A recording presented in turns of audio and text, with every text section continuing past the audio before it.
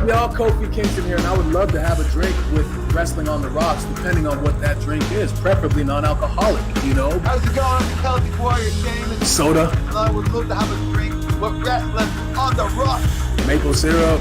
Fella. I would never have a drink with Wrestling on the Rocks.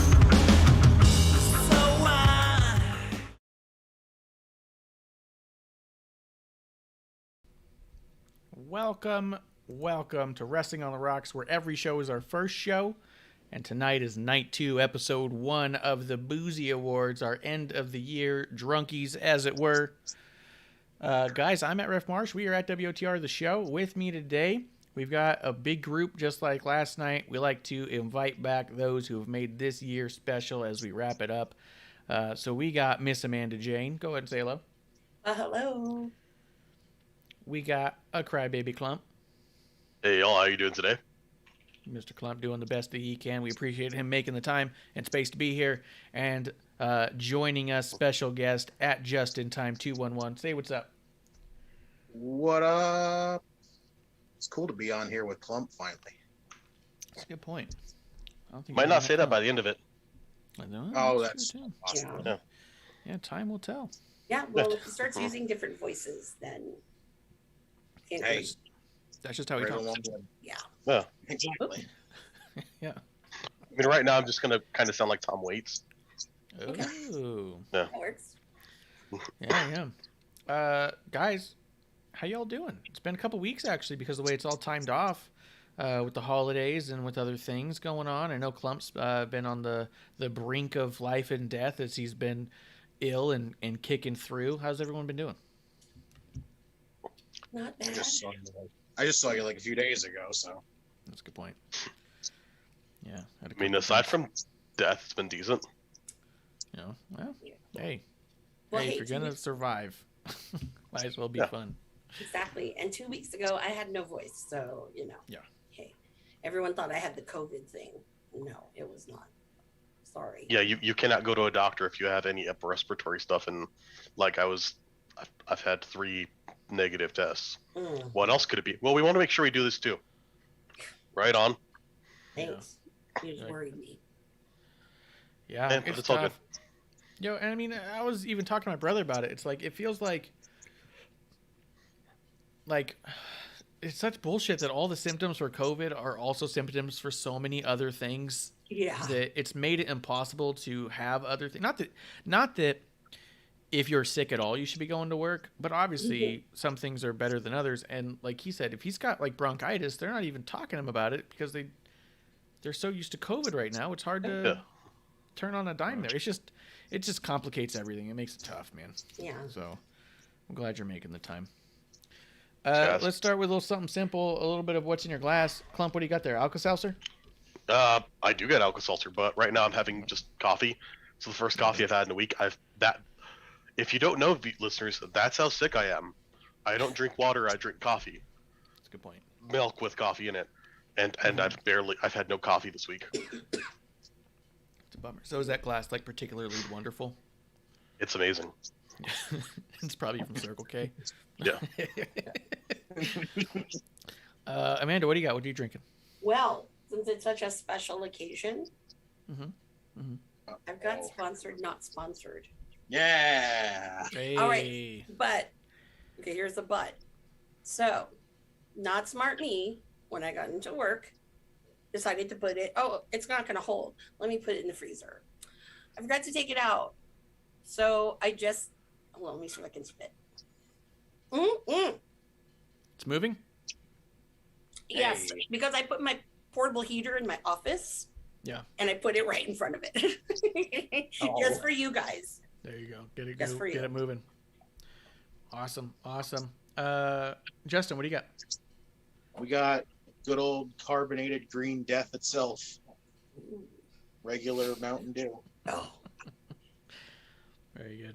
Very good. Good stuff. I'm having a little bit of a treat here.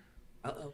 Hold on, pulling up a little bit of these newses that we're gonna have to cover because there's a couple of things I realized that we didn't talk about beforehand that we're gonna have to talk about a little bit. I have Oh, I moved it out of sight. I have Kraken attacks Arizona, but I've mixed it with horchata, and so I'm having a delightful time over here. Wow. That's a very delightful time. So it's awesome, dude. It's not about what you're drinking, it's who you're drinking with, and tonight you're drinking with us, your drinking buddies. Let's hit up a couple of these real quick, just because I just realized a lot had happened that we didn't talk about. There's a couple things that happened. Corporal Kirchner passed away at age 65, and so did Kirk. I believe his last name was White. Yeah. Kirk White also passed away. So tears in our beers to both of them. Kirk White apparently is the first booker to ever book Bailey and Natty. That's where Bailey trained from, was BTW. And Kirk's also was Bret Hart's manager for a long time. Yeah. So it's kind of sad. Did I go to their shows? Sometimes, but not really. There's just behind the scenes things that I was like, so. No. Yeah. But it's sad because he had a really great show coming up on in January, which we don't know if they're going to do it or not. Oh, well. Yeah. Sources tell me no. How long ago were you going to those shows? Was it when? Probably was it? Well, last time I went to one, who was on the card? Last time I went to one, I think Bailey was. It's been a long time. It's been a while, but you were going back in those days when when a young Davina Rose Solo. and a Natty were there. That's cool. Yeah. But yeah, isn't that the facility that Bailey's shown that she has a key to that she trains at when she's at home? Yeah. Yeah. So that's a bummer. It's a big hit. It's a big hit for them. It's down the road from her. Yeah. Yeah.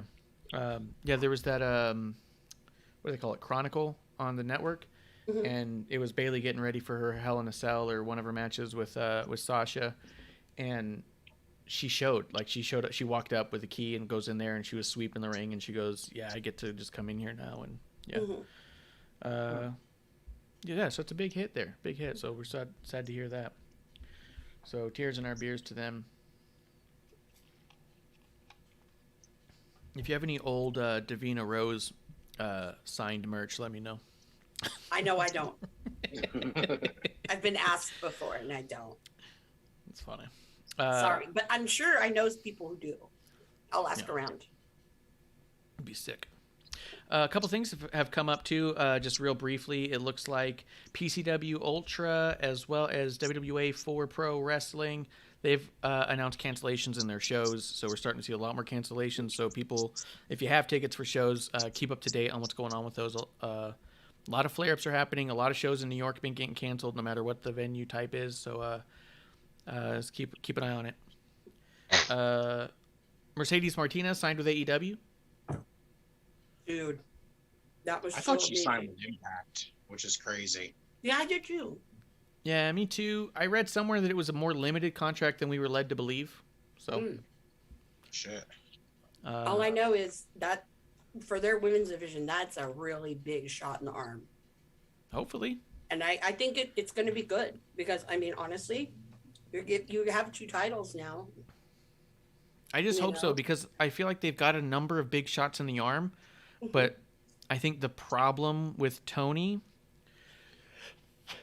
is he's foreseen so much of what he wants to book with who he likes that he's not pivoting when he gets a big move person.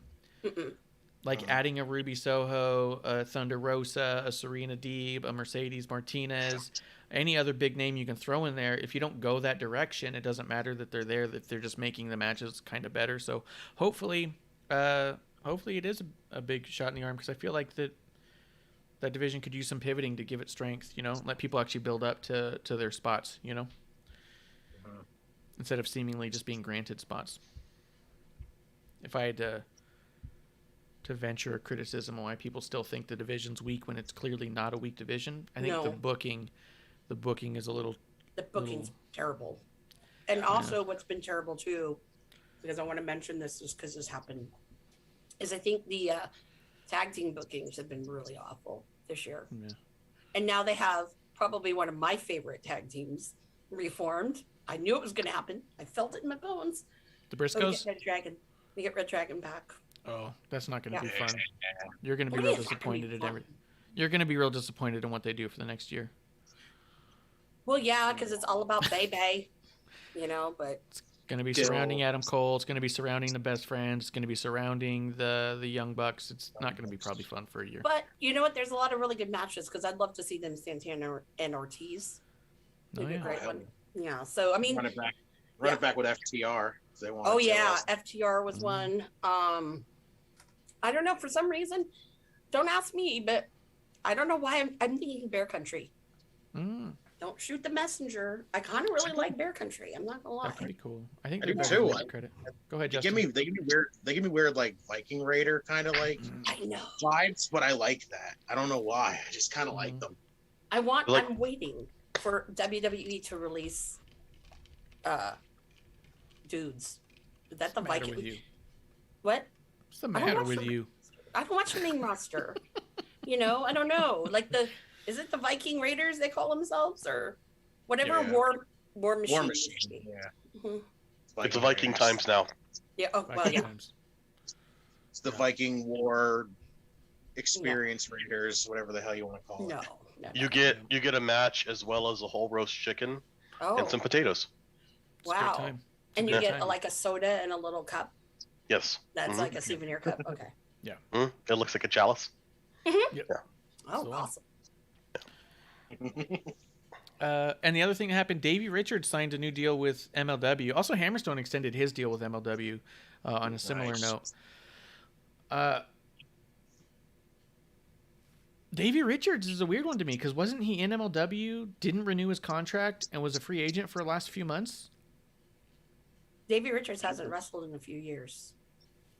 Well, he's He been might be- wrestling on MLW lately, but then he. But yeah, not that. I thought he I know was.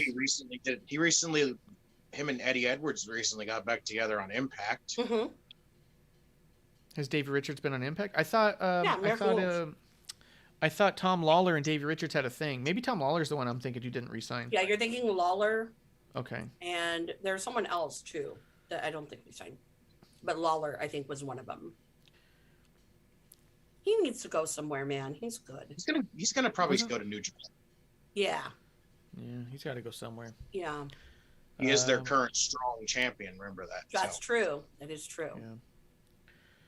That is true. A couple of birthdays came through. Cesaro had a birthday. Cheers to him. What were the other birthdays you saw, Amanda? Today is PCO's birthday, so shout out to PCO. yes. And the other was, of course, I closed the screen, and it was someone Ray like Phoenix. Ray. Ray Phoenix. No, Ray Phoenix. So, yay! Hats off to y'all.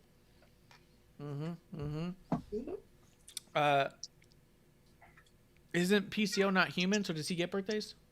Well, he's a monster. I would think so. Like Day assembled him, but I don't. Oh, They that call makes him sense. French Frankenstein. Yeah. Yeah. I don't know. Yeah.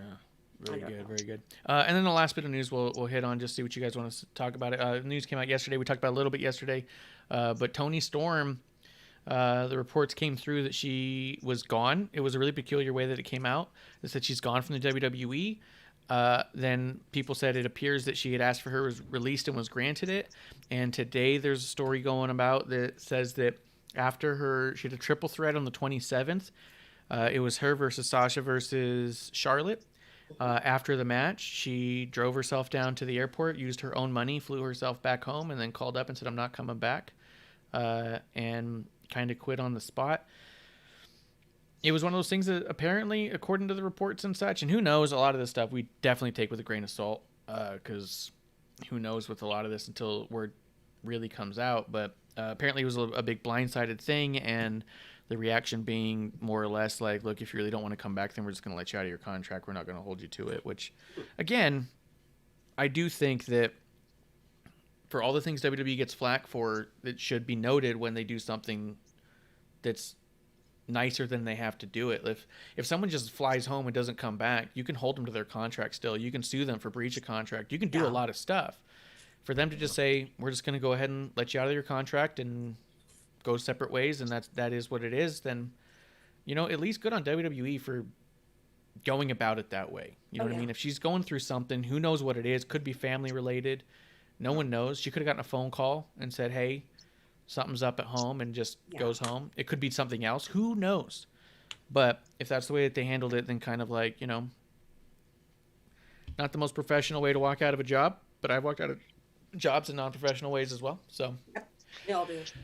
but in that regard, this is exactly the kind of instance that I talk about all the time when I say that when WWE releases a statement just saying we've come to terms with the release of, or that they say something like budget cuts, that a lot of times they're saying stuff like that so stories like this don't have to come out in general, so they don't want Tony to look bad. They don't want to look bad. Like, this protects both parties by not being specific, because now if this story comes out and becomes corroborated, then is someone going to think twice about booking Tony if they think she might just walk out? Maybe, maybe not. Who knows? I'm not running a business. I don't have to think about stuff like that, but business owners do. We'll start with Amanda, because you really want to talk about it. You wanted to bring it up. So what'd you have to say about it? You know, it's very interesting and very timely that this all happened. Because obviously, you know, the timing of, you know, what's going on in AEW with their women's thing and whatever. But I'm not saying that's the reason. But Also COVID. yeah, COVID too. And I think with her, when they moved her off of NXT, what are you going to do? And I think they really dropped the ball.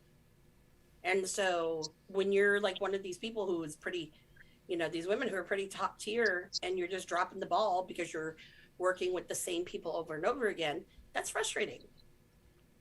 You know? So. Yeah, but is that how you handle it? Do you walk out and say, I quit?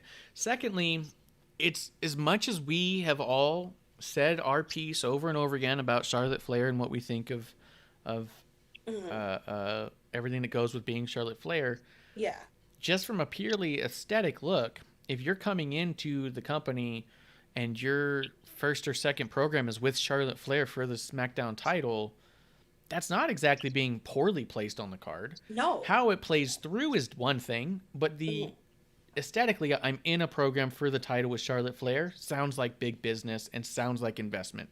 Yeah. Doesn't always play out that way, but it would be a hell of an argument to try to make immediately and say I was booked poorly because I was in the title picture with Charlotte. You'd have to get a lot more detailed than that. Yeah. You know. You didn't give me. Yeah. I didn't get to be the champ or whatever. Yeah. Which is why I think it had something to do with the one that came out about it possibly being a mental health thing. Could be. Yeah. Yeah, could be. You just don't know. And she's from Australia. That's where her family is. Distance right now is getting scarier and scarier as all this pandemic stuff happens and flares up. So it's There's hard a to say. possibility of travel issues. She may not be able to go back home or come back here. Yeah. She may have, a lot of flights back home may have been canceled for so many months that when it finally opened up, I'm getting on that rocket and getting back. You know what I mean? Like, who knows? Well, and right now there's a strong chance of it closing down again. Like a sister and her husband, like they took advantage of the first opening they could and went to see his family in England. And as the new variant spread, they were there basically like, are we gonna be able to fly back? Are we gonna be able to fly back? Like they had like kind of like a game plan to get to the airport as quick as they could to get back here. Yeah. Like it was rough. Yeah. There's a lot of things that complicate the conversation of why someone might fly across country and say, I'm not coming back, that aren't strictly booking and aren't strictly because AEW's there now. Like, it's a very complicated conversation that a lot of people are speculating and trying to put words in their mouth and thoughts in their head.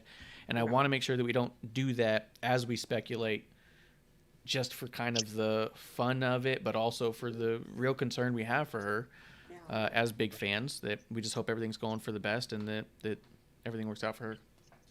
I think maybe it is a mental health thing because it's getting more and more prevalent with wrestlers, and especially those who, and I don't mean to pick on the E, but especially those who've been in that system, whether it be NXT, the actual main roster, or things like that. Because I can name 5 right off the top of my head of people that have had either some PTSD or something that has to do with mental health. Well, I mean, I've had mental health issues for a long time, and I still Don't know how much of that I'm willing to blame on any given company I've ever worked for. There's a couple companies I can say didn't help, but does that mean the What's company going on? needs to? Does that mean like the company needs to change, or that maybe I wasn't fit for it? Like, I mean, it's a really complicated conversation I think. Plus, I would say one thing about WWE as a positive and a negative. It's the space where people don't tend to be able to really realize their struggles with mental health until they have the space to. That's The true. financial means. Like, there's a lot of you got a lot of people really kind of unhealthily force themselves into a get shit done attitude, and that's why I think a lot more people have a lot of mental health struggles than we know, and we know a lot of people do because they're not able to cope or get help in a healthy way, and they might just be the dude at Target. But when you get to a place where you're making hundreds of thousands of dollars or millions a year, you can maybe take some time to see that. And we know WWE does do a fair amount to encourage mental health support. They do a lot to support their staff. Beyond that too, that's a hell of a job. That's 300 plus dates touring. That's a shit show of a job, and that wears on you like nothing else. Yeah. I don't know. Who knows? I hope she comes out and says something one way or the other. If she had a terrible time, then say it. If it had nothing to do with it, it'd be nice to hear it. But yeah, I don't know. I just hope for the best for her. I hope that she's going to be happy moving forward, whatever that looks like, And again, good on WWE for, at least not making it worse than it has to be by just saying, okay, we'll cut ties and be done. Like, you can actually absolutely make this worse just because of the contracts and the way that they're worded. So, yeah. You guys want to get into the boozies? Give Let's out some end-of-year awards? Oh, yeah. You guys notice I'm in my classic ref gear, the old black tie affair for the award ceremonies? I'm wearing bling. Yeah. That makes sense. Mm-hmm. It's My this hair's is kinda the looking like it's a updo. when it's a black tie affair, but you're still a ref look. You know what I mean? That's a great ref look. I love. I miss the looks. Yep. Look like Woody Harrelson behind a bar in a show in the 80s. Yeah, that's that. Yeah. He wore a polo. Okay, you look like Ted Danson behind a bar in a No, show in the it's- 80s. No, it's when they sold the bar. Oh, to- yeah. Yeah, and that's when Rebecca came Yeah, around. you're right. Because she was the manager. Yeah. Who was Rebecca played by? Christy Alley. You Talk look about like mental Christy. health issues. Ooh. You look like Christy Alley in behind a bar in the 80s. Yeah, There you go. there you Got it. It took me a minute to get there. Well, no, she she changed it up and made Woody wear a little suit and tie and all that. Yeah. And yeah, it was a whole thing. It was great. It was great stuff. Klump wasn't born yet. Most So, people probably weren't born yet. nobody in the IWC. fucker. That's for sure. Oh yeah, huh? You tell them by the way they behave. Oh. That's the thing about the IWC that I like is that they're children in a playground, and as adults we watch it, laugh, and say, "Wow, it's crazy that these people think it's okay to just be this way." Mute, block, move on. Like, as adults, we don't fuck around in there. There's some adults who are worse than some of these teenagers. There are. There's a lot of people who go through like a childhood renaissance, and you're like, you were normal for an extended period of time. You did. You worked at Staples for 10 years. You ran the print shop. Shit was good. And then suddenly you found Twitter, and now look at you. Like A childhood renaissance. exactly. So good, dude, and that's nailed it. And at the same time, there's a lot of adults who still go to high school basketball games and relive glory days. So hey, there's a lot of people who just what do they call it? Arrested development. So Yeah. they find their way to Twitter one way or another. I'll tell you that. Mm-hmm. But let's get into it. Let's talk about it. We're going from the list. We're going to start basically on a negative note and then go through the rest of the positive stuff. Kind of get the negative talk out of the way early on, because overall, this really is a celebration of the thing that we love, which is wrestling and spending time together and drinking, whatever you happen to be drinking. So we're starting with the Your Drunk Go Home Award. This is a superstar or storyline that you don't want to see anymore, flat out. I'm going to go ahead and start with guest of honor, JustinTime. Justin, what was your Drunk Go Home Award? awarded to? Oh, it was the easiest pick for me. I went with Cody. I'm at the point where I just don't give two flying shits about anything Cody Rhodes does anymore. Don't care if he's babyface. Don't care if he's heel. At this point, you can take him off TV, let him go be his backstage self that he wants to be, and he can stay there. I mean, I can't argue that at all. TNT champion, fly by night champion. Did you see the new shirt that came out where it said heel, babyface, and winner? Yeah, and the freaking American Nightmare logo on winner. Yeah, you can. Dude, I'm gonna be honest. The more AEW shirts they release, the less of them I like. Yeah. Like, you'd think the percentage would go up. You'd think, well, at least there's one a lot. There's so many where it's like the joke in the beginning was that it was a T-shirt company, and they've been riding that joke out as long and hard as they can. So, well, and props to them. like, I'll say this generally with a lot of wrestling shirts is a lot of them. There's a lot of stale ass ones where it's like, okay, these are really just kind of lazy rips on pop culture, yes, or rips on other wrestlers. Like, I'm starting off. Surely I gotta have a 316 shirt because I'm starting out here. yeah. I'm bald and got a beard. I gotta have that 316 shirt, and it's And kind an of effing dumb. shirt. Exactly. Yeah.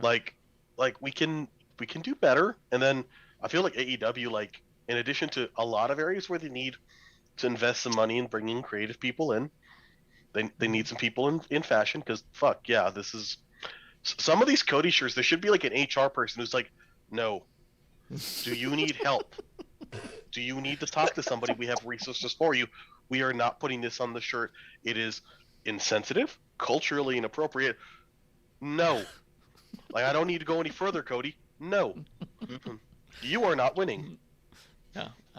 I only need one of these reasons, and I'm this many reasons in. Okay. Yeah. The shirt should say face, heel, whatever, winning, whatever the fuck this is, and then have your little check mark there. The other ones are fine separate. Yeah.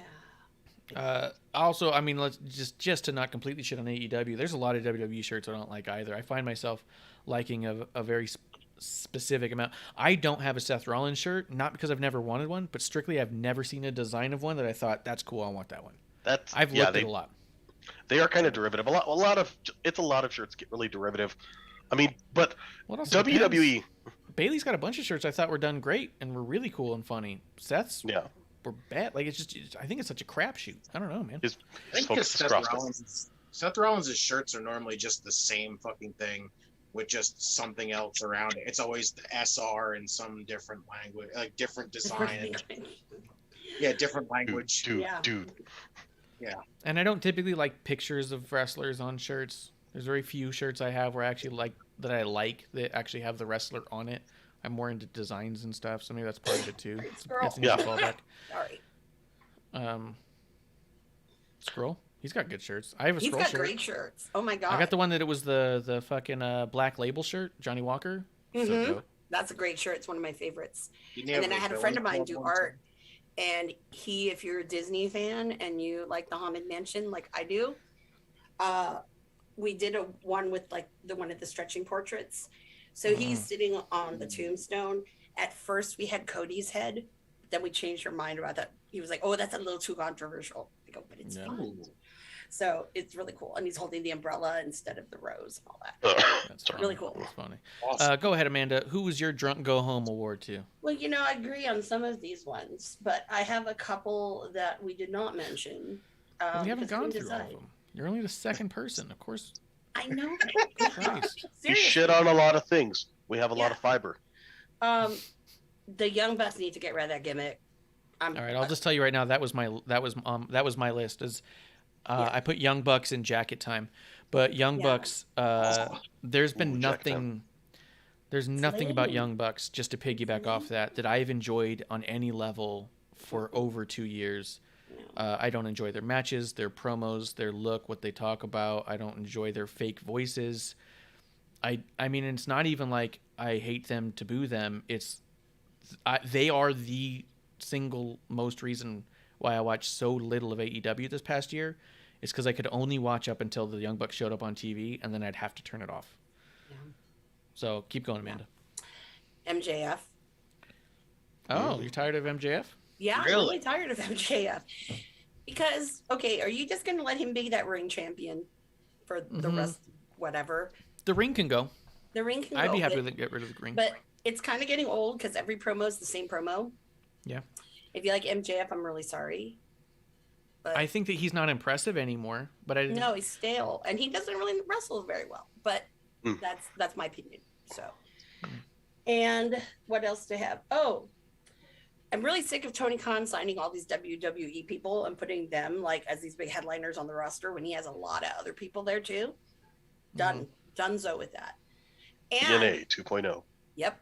And for all of those who thought maybe I forgot about this one, and I'm sure it's probably on everybody's list. Please, no more Judas and singing along, please. For the love of God, please. I don't sing. I don't sing it. I'm anti it. Yeah, I could have easily put Jericho on the list as a whole. There's nothing he's providing to TV in the past 2 years that have been worth it. TK Omar is in the chat saying there's nothing worse than Dan Lambert. I've heard a lot of people who even like Dan Lambert who said at this point he's super stale. Justin, what were you saying? Good call there on the Dan Lambert, because holy shit. Even last night, I muted him. I couldn't deal with him. Yeah. I've heard people who put over Dan Lambert for a while, talking about how good he was, start saying, like, okay, this is old and tired and getting worse. Yeah. Klump, who was on your list? For me, I had Kyle O'Reilly being treated as a force to be reckoned with in NXT. Oh, I thought you were going to say he was Kyle O'Reilly the hipster. Yeah, that too. Just everything when he was like, I got to be a face and be tough, and they started putting him in MMA stuff, and he kept not really winning matches and not really looking great. So you're like, why are you stepping up to people that we're supposed to be shocked? Why are you assholes cheering? His record is terrible. He is 5'8". He looks emaciated. A sunny day in Florida could kill his ass. Why? Well, no. He looks like sixth row at a Bruce Springsteen concert. I thought the last everything of cool guy Kyle O'Reilly really made me appreciate Finn Balor so much, because I realized that Finn Balor made Kyle O'Reilly seem like such a badass in that whole build to their match that I was like, oh my god, Balor is a fucking artiste. And that's why Finn Balor will never be released. Yeah, they can't. We may not move your ass up far, but we are keeping you here because boy, oh boy, we got short-term plans, and you're fantastic at helping us. You're like Duncan Hines cake. You're not great, but you'll do in a quick situation when needed. We'll get you. Excuse me. Anything else you had on that, Klump? One, Amanda quit coughing. That's my gimmick. That's the point. Don't That's take my gimmick. Klump's gimmick. Gimmick infringement. No, exactly. I also just generally had Jericho because I was like, yeah. So I didn't know, for the things that upset me, I didn't know what shit happened this year and what happened longer, because it felt so long. Yes. For things with Jericho, I'm like, wait, that's all happened this year? Fuck. To be honest, the only reason Jericho didn't make my list is he was been completely out of my mind. That I didn't even think about him once making this entire list. And then when she said Judas, I was like, oh shit, I forgot all about Jericho. And I was thinking that things were pretty good, but I would have put him on the list for sure. Go ahead, Klump. See, sometimes I put on like old WrestleManias, like to just like listen to and go to sleep. And I'll like wake up and I love watching Jericho matches. And then I see him and I just immediately get pissed off. Yeah. Like it's so I could have that go past the thing, but my love of him as a child is here. So I see him destroy himself, and I'm like, fucking die. Like that. It's the lyric in the song, "What have I become?" And I feel like that's what we all are like when we watch him now, just crying and be like, "What have you become?" Like, You're beyond a dad bod. Yeah. That's kind of gross. So yeah, I put Jacket Time because it's just there's nothing redeemable about it, and Kushida is so good he doesn't need anything to do with that, and I could go without the Jacket Time thing. The other thing I will say, as far as IWC is concerned, because we do take them to task, I would like the whole wrong answers only posts to just disappear into the ether forever. I've never once seen a wrong answers only post that I ever thought was funny or clever or had any responses that I ever thought was enjoyable on any way. Let's move on from the wrong answers only posts. I don't even interact with them freaking posts. They're just so I stupid. look at it and I like, and then I mute them. Yeah, they're worth muting. If you're willing to put that out there. I prefer the I'm going to tell my kids this as a gimmick more so than the wrong answers only gimmick. When someone says, Yeah. oh, I'm going to tell my kids this was DX, great. That's funny. You're going to... But the putting up a picture, who is this tag team? Wrong answers only. Fuck off. Fuck off. Yeah, go away. All right, the next one, as we start to build into the positive nature of what we're doing here, the Got Me Buzzing, a match or storyline you want to see this coming up year 2022. What's coming your way? Let's start with Klump. Wait, so got me buzzing. It's things that I'm excited to kind of see how go forward. A match or storyline that you want to see this year. It doesn't have to be in the works yet. It doesn't have to be something that we already know is going to happen. Just something you'd like to see this coming year. I am excited that AEW has all of the members on the Undisputed Era. I'm excited to see if they go the pure nostalgia route of Red Dragon and the Elite, which fuck off, or they do something interesting and different, which I would find awesome. So I'm curious to see how are they going to balance these plates that they're spinning, like everything else, and how long before they drop them. Yeah, I'm good with that. Good with that. Jeremiah coming through the chat. Hope you guys are having a great night with the Boozies. Yeah, dude, we're talking Boozies. It's been good. Amanda, what was your got me buzzing? Got a couple. The most important one though, 2.0 needs a revamp. I'm sorry. I can't really watch it anymore. It's hard to watch. Okay, but what is that? That's not a got me buzzing. It's what do you a storyline or match you do want to see. You just said I you do don't want to see that go away. That's my spin. I want it to go away. But everybody knows what I really want to see. Punk and Cabana in Chicago. And that is Punk's first loss. And it could happen still. We still It's have the gonna possibility. It's going to happen, and it's going to be brutal, and I better be in the front row for that. The only one in Colt Cabana gear, probably. Do you think you'd make it a Chicago street fight? Probably. But Yeah. I don't... Yeah, probably. How about they do a Because- legal cost on a pole match? I don't know. They probably wouldn't do that. They want to bring that up. But I will say this. In the back in the day of the two of them, if you were to ask somebody, who's the better wrestler? Sure wasn't Punk. Let that That's never been. let that brew in your tea. Yeah. Ruin. I'll go real quick and then we'll hit up Justin. The Got Me Buzzing Awards for me, I want to see Juicy Fanu versus number one fan, the OK Man himself, Sam Stackhouse. Whoop, whoop, whoop. Hey Sam, if you were out there, email Vinny Massaro, and we can make that happen. Yeah. Because that's at West Coast Pro. So West Coast Pro all the way. We already got Juicy Fanu versus Hammerstone. That happened, and Hammerstone lifted that motherfucker. Now I want to see Sam Stackhouse frog splash that motherfucker. So Stackhouse, if you're listening, send an email that way and make that happen, and say AmandaJayne sent you. Yep. JustinTime, what do you want to see this year? Yeah, for Got Me Buzzing, I'm with Klump. Same thing with wanting to see what the Undisputed Era is going to do. Are they going to align with the Elite? Are they going to go off on their own? Like, are Kyle and Adam going to end up feuding again? Like, it's interesting to see, like, what route we're going to go with it. And the one that I really wanted to was the House of Black stuff. Yeah, I really want to know what we're doing with the House of Black. Yep.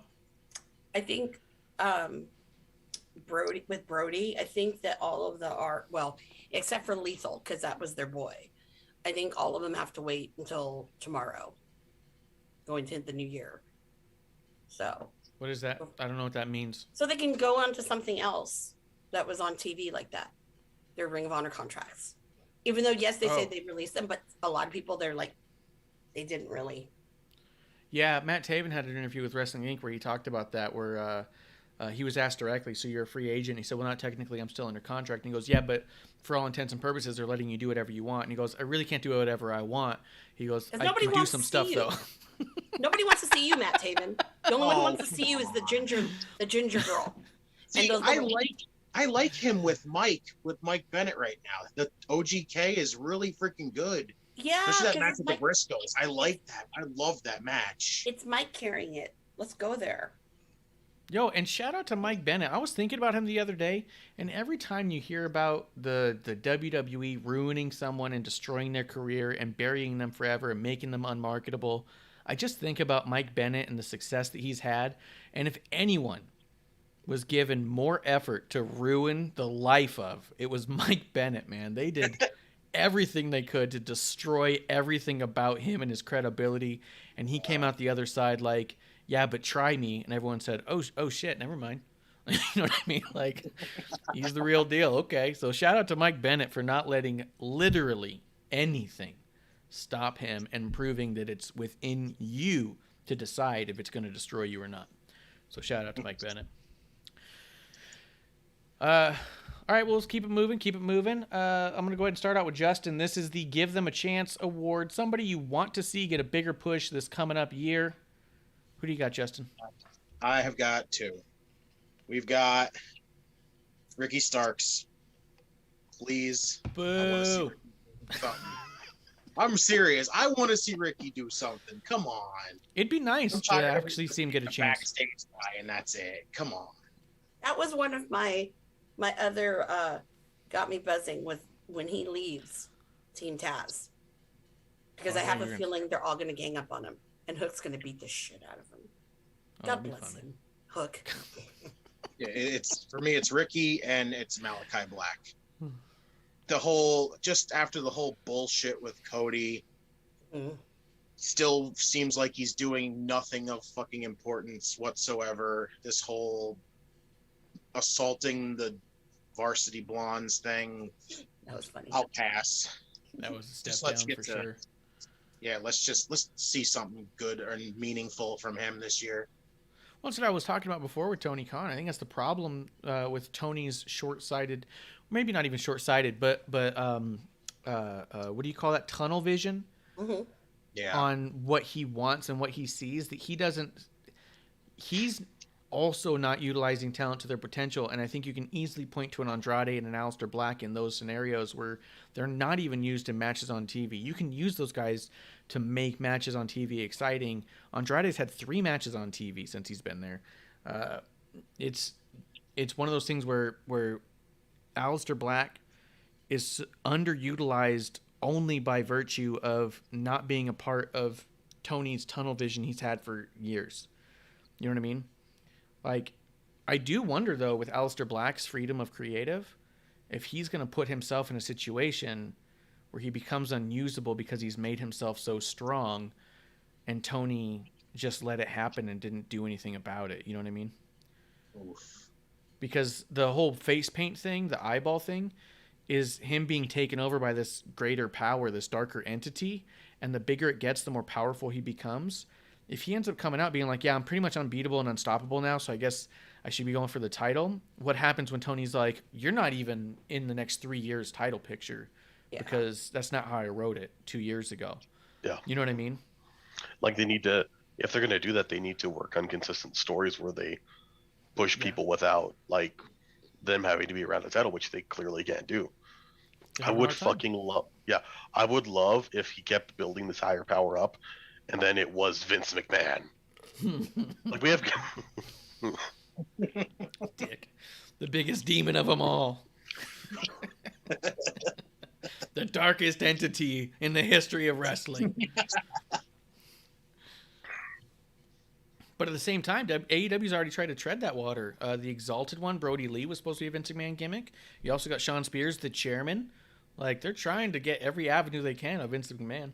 TK Omar, I'm going to hit you right back. TK Omar is saying True Love was an elite theme song. A lot of people like that Mike Bennett theme song. I don't know if it's ironically, because I didn't, but people love it, man. Go ahead, Klump. I would love it in this case because the chairman and Brody Lee. I'm not going to knock the dead, so I won't say anything. But Chairman Boy, he was really rough on the WWE after leaving. Aleister Black's been pretty cool, been pretty nice. Yeah. I'd love if something silly that got extended out. That's where Vince came in. It's like, yeah, now you have to make it something important because it's me. Yeah. Oh, for sure. What are you gonna do? Bury this shit in segment 2? Yeah. And not even trying to like take a knock at Brody. The best stuff he did was I think unarguably the stuff that started to break away from the Vince character concept. As he got more into his own thing is when it started to get really his own, and it was very good. But the early moments of him being a Vince parody, it was struggling, it was rough, and then he was finding his footing for sure. So, so that was Justin's Give Him a Chance. Let's go with Klump. Give Him a Chance. What do you got there? Give him a chance. I would say Minoru Suzuki's time in the U.S. I know it's over, but I felt like his match in AEW. And I saw a lot of people were hyped about it. That was a shitty. Well, both his matches. Those are shitty Suzuki matches. Those truly were terrible Minoru Suzuki matches, and that made me like, So my give it a chance thing would be go online, do what we did on our show, watch some Minoru Suzuki matches with like that one with Tim Thatcher is amazing. Incredible. Watch him with in New Japan. Watch him with fucking who is it? Hiroki Goto at Wrestle Kingdom 11. Absolutely amazing. Just highlight of his American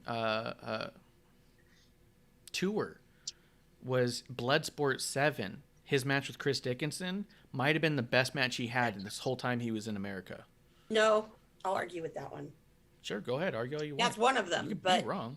Well, yeah, no. The other one I thought was Daniel Garcia, because he wrestled him at West Coast Pro. That was a pretty good one. I think of the indie shows that he did, that was probably, I'd say, the best one. But the Dickinson match, the Dickinson match is freaking insane. It sucks that the Gage match fucking flopped because I was so looking forward to that, and it flopped big time.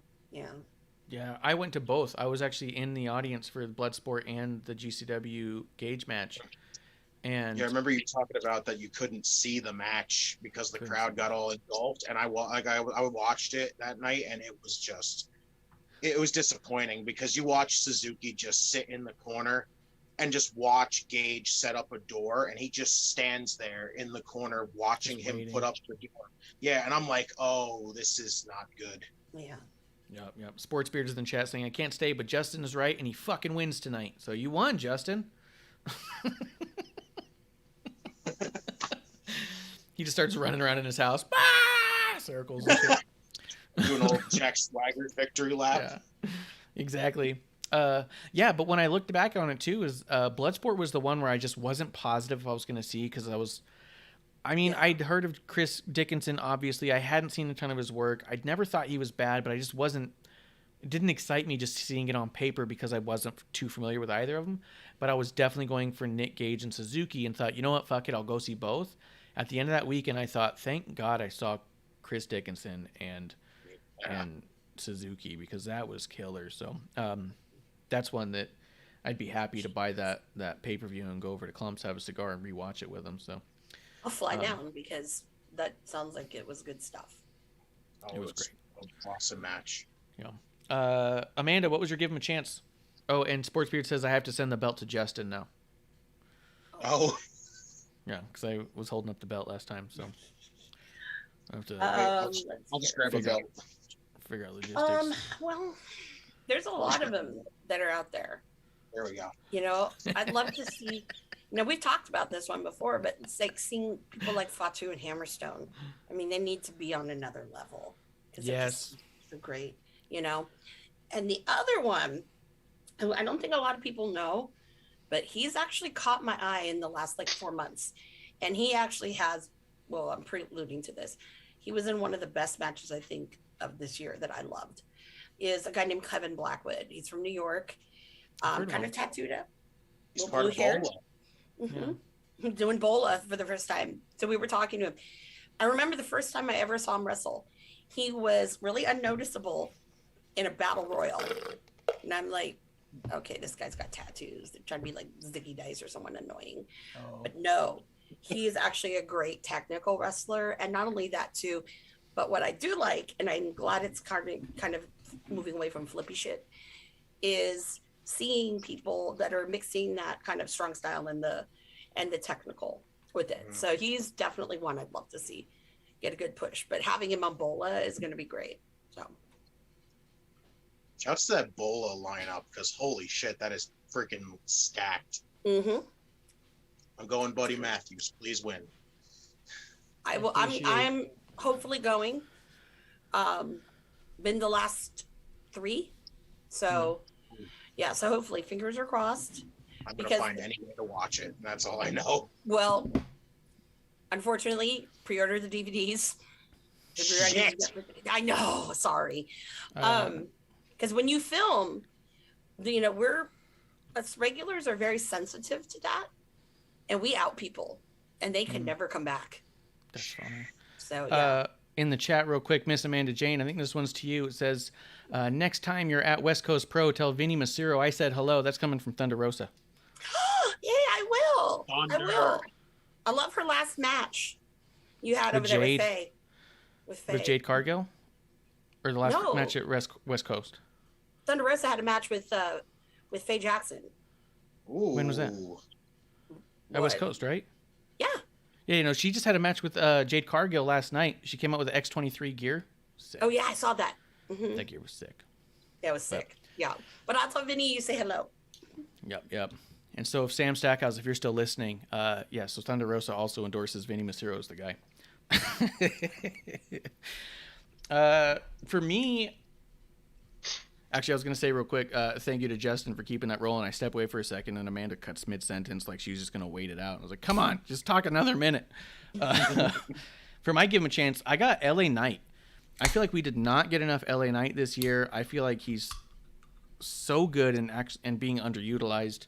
I just want to see more of him. If that means he goes to the main roster, great. If it means that he does more on NXT 2.0, whatever it is he wants to do, really, that's what I want to see more of, because that dude's killer. Never seen a person who's more built to be on the main roster, so it's so weird that he's not there. Right?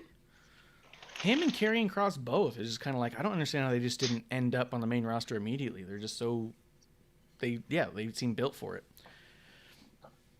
Well, now I feel, I know Thunder Rosa can't ever stay very long, so if she's already heading out, I just want to let her know, a little spoiler alert, 2 awards I gave to Thunder Rosa on this card. Same here.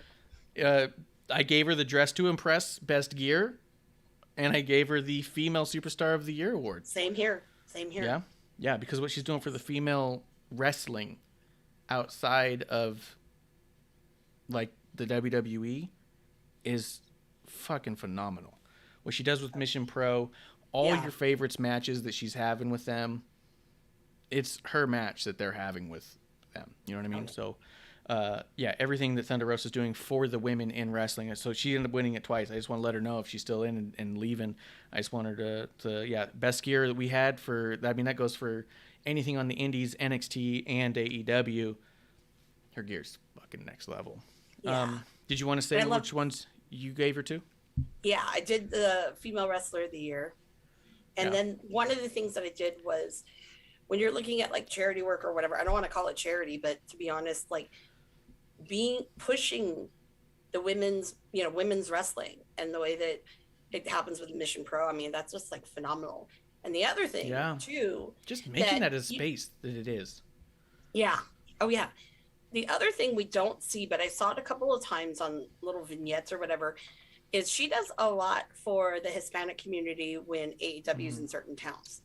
And, she's always there. And it's amazing because, it's hard when you are a person of color and, and you don't have that many people to really look up to. So I think it's really cool what she does. So that's the other one she won for me.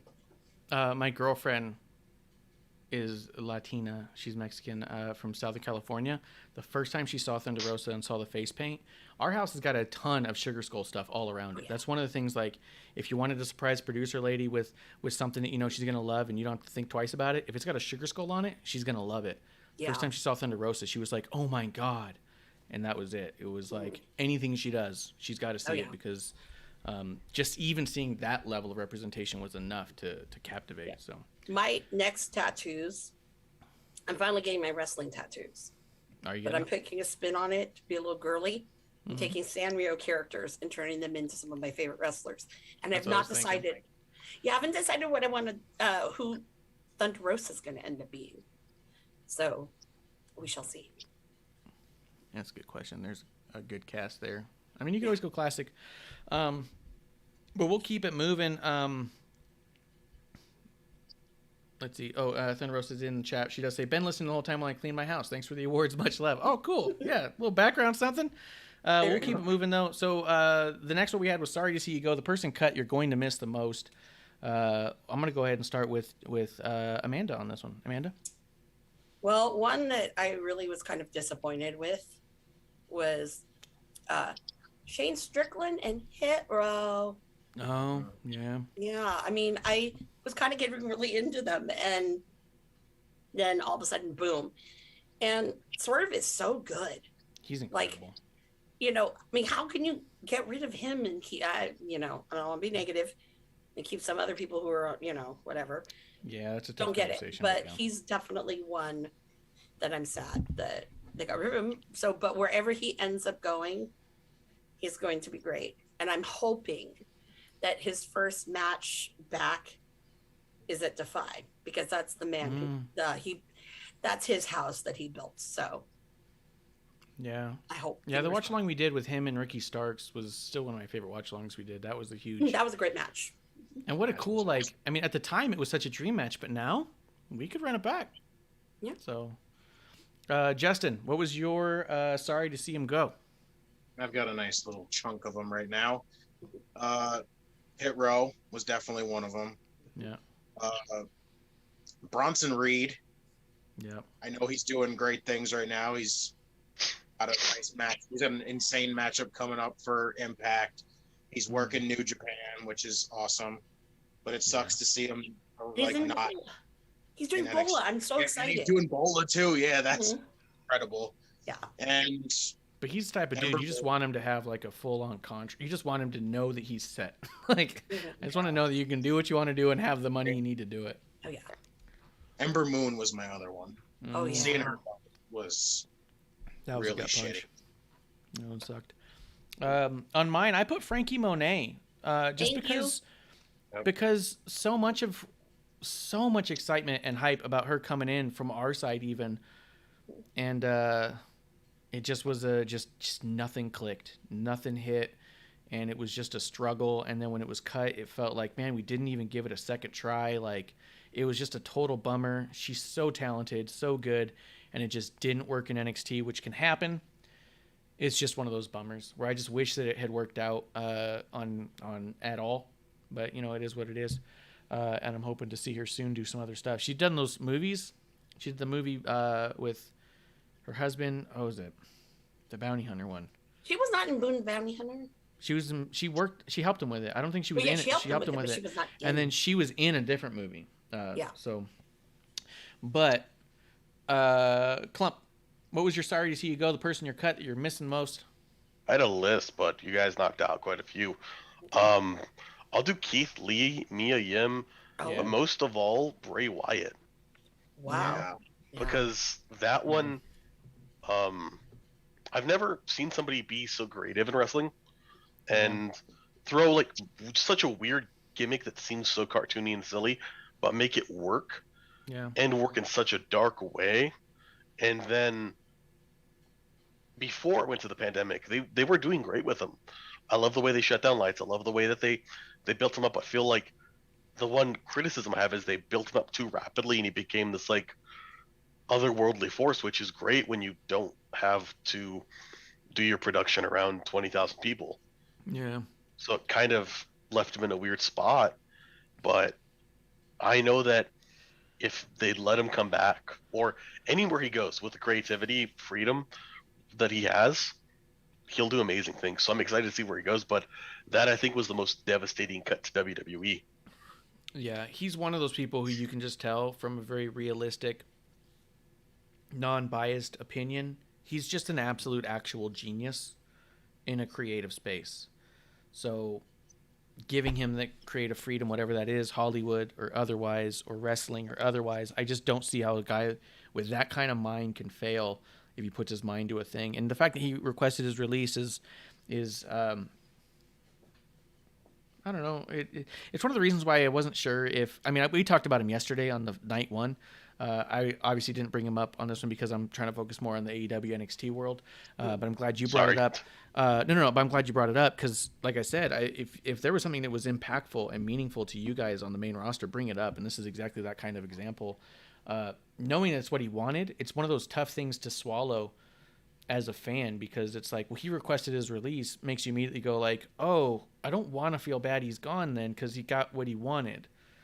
But there's just no way to not like grieve a little bit of that loss of genius on our everyday TV that we're used to consuming.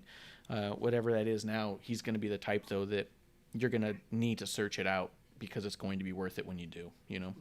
It's like Bobby Bonilla Day. Lee Moonlight coming through the chat. Cheers to Lee Moonlight. Hey. You changed your horchata drink. I finished the horchata. I'm having a German beer now. It is a Peterson's brand classic, Dutch style Pilsner. So yeah, I'm switching it up a little bit. Switching it up. It doesn't sound German. Yeah. What you said Dutch. Yeah, what makes it German? That's what I was confused about when it said German, because it said Dutch, and I was like, do they mean Deutsch? Like, they couldn't have possibly misspelled it, but it all comes out of Germany. So I feel like that... Well... Okay, hold on. Union Expert Brewery from Breda, Holland, by Hof Brauhaus in Braunschweig, Germany. Yeah. So I guess the brewery's in Holland, and it's distributed through Germany. What a broad, unique world we live in. What a win, dude. $1.09 at Trader Joe's. So What? Good deal. I'm gonna have to go. I went there yesterday.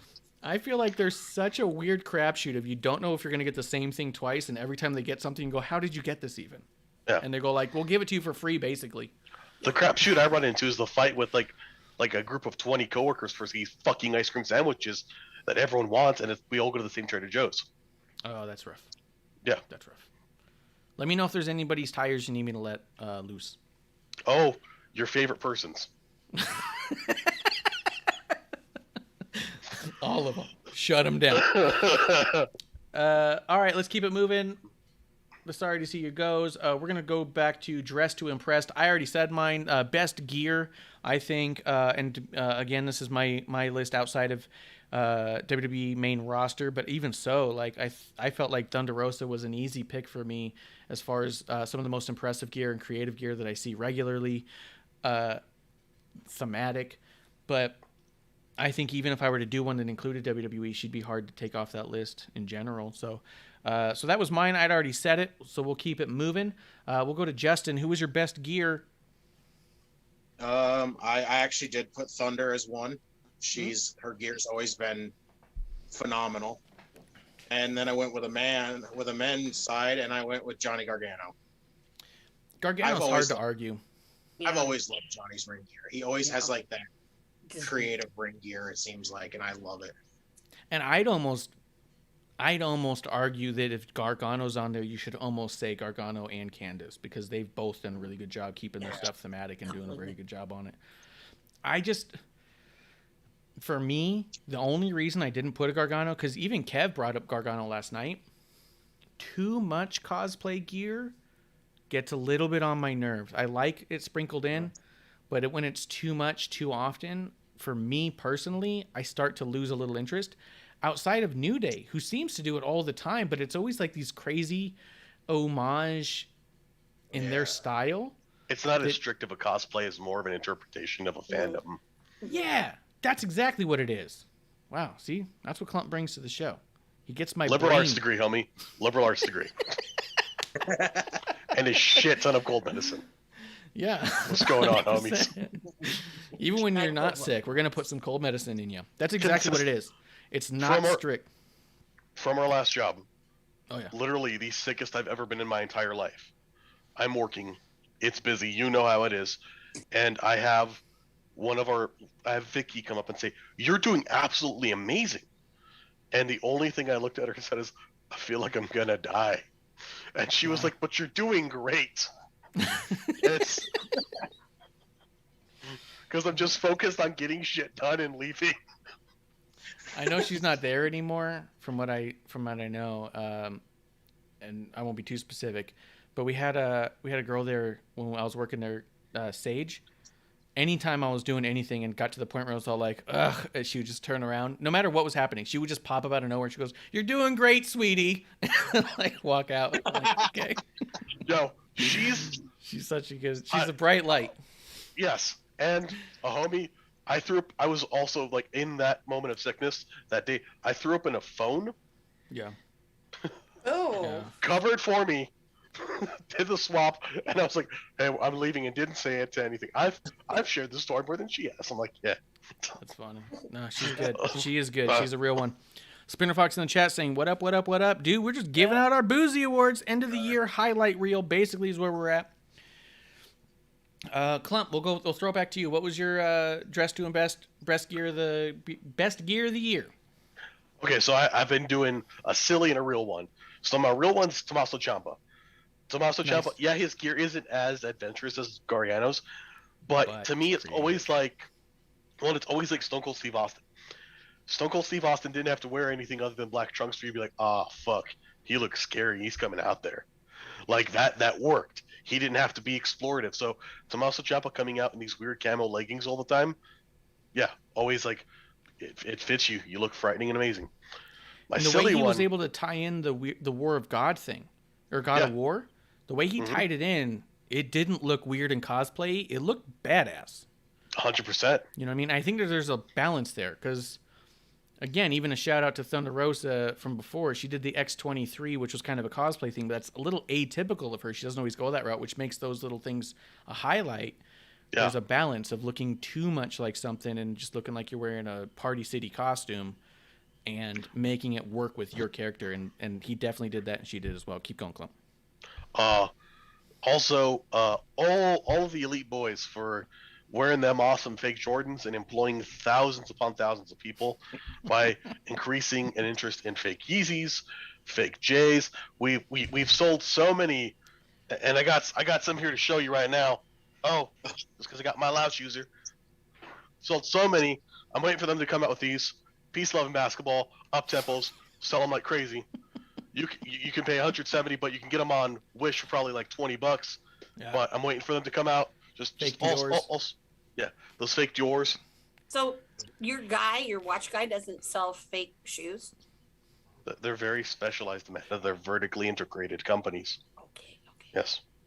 Yeah, you can't just dip your finger in every aspect of the world. Oh, yeah. It's ridiculous. And men, if you your lady wants Louboutins, go to Sephora. Oh. They have a nail polish that Louboutin makes. It's the exact same red on the bottom of the shoes. You don't want to spend the money? Paint the bottom of them damn shoes. I'm just... Or classics from Costco. That is not where I thought we were going with that. No, but still good. I also thought you were going to go into I was like, dip your fingers in men.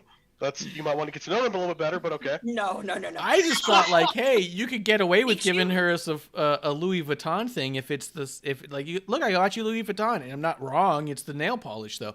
Like I thought it was like a clever play, like my sister once got a Coach keychain, and I was like, look, you got Coach. You know. Yeah. I'm so sad that you bring up Louis Vuitton because. Yeah, but those are. Even the fucking keychains are stupidly expensive, and you're like, like it's proportionally stupid. Yeah. Like you're like, fuck, why?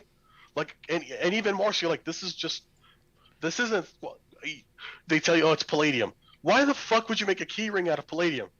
Yeah. It's not as strong as steel. This is objectively worse. Well, okay, since you see my Louis, it's old. Okay, this is like about maybe 21 years old now. Okay. Anyways. The reason why I have it is because I used to lose my keys everywhere.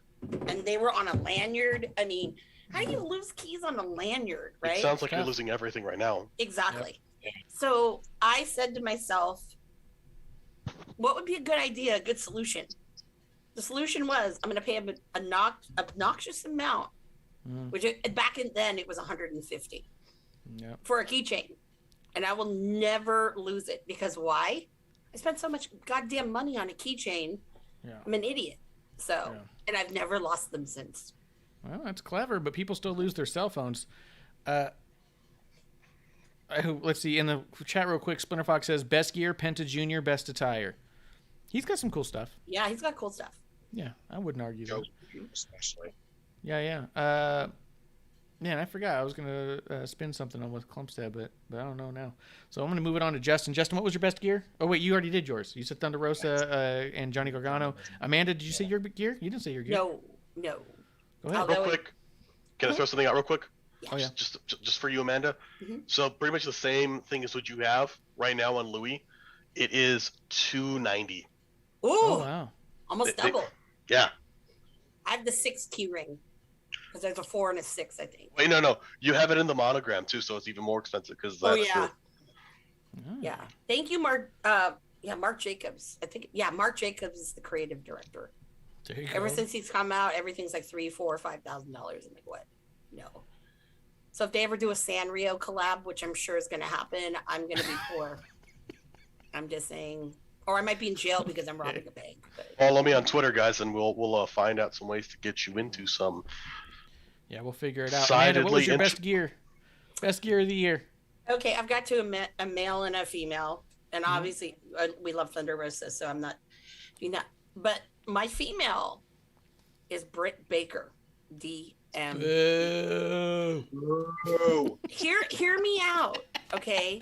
I thought, especially from when they were in Britsburg, how cool her gear was totally matching with the whole the one jacket she had that had like the Steelers and the Pirates and whoever the hell The they cheap have. pop gear, I call it. Huh? The cheap pop gear is what I call it. You call it cheap pop gear? No, Yeah. that's a pretty penny.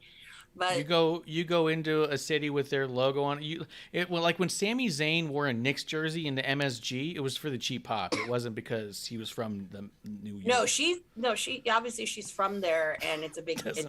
But so she was my female. My male, we're going all the way to Japan for this, is Sonata. Okay. Now He's good. he's Yeah. every time I see him, like Wrestle Kingdom, I'm really only excited right now to see what he's going to be wearing, because he always will have a new mask that's really cool with that, the Cold Skull theme and all that other stuff. But he has some of the best gear, and a lot of it is when he comes out with these just ornate jackets. I mean, everyone's like, oh, Okada's great. No, it's all the same. But Sonata has a lot of creativity with it. Mhm. So definitely that's the man. All right. And boys, some of you guys have horrible gear. You guys step the game up. Yeah, I'm just saying, okay? Yeah.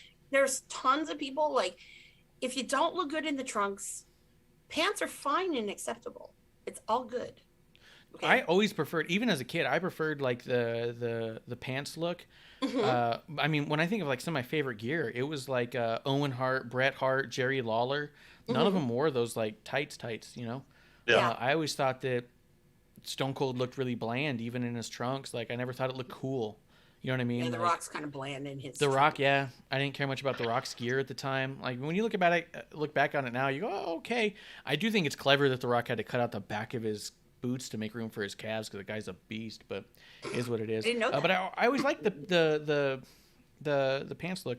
Splinter Fox is in the chat. He says Hiroshi, he thinks is great. Also, Tanahashi. yeah, Hiromu? Yeah. and Thunder Rosa's in the chat, says her jackets are nice. That might be the only nice thing that we've ever heard Thunder Rosa say about Britt Baker, and you brought that out of her. So I don't need her ass coming after me. We're gonna get scooped. Not you, Thunder Rosa. yeah, yeah.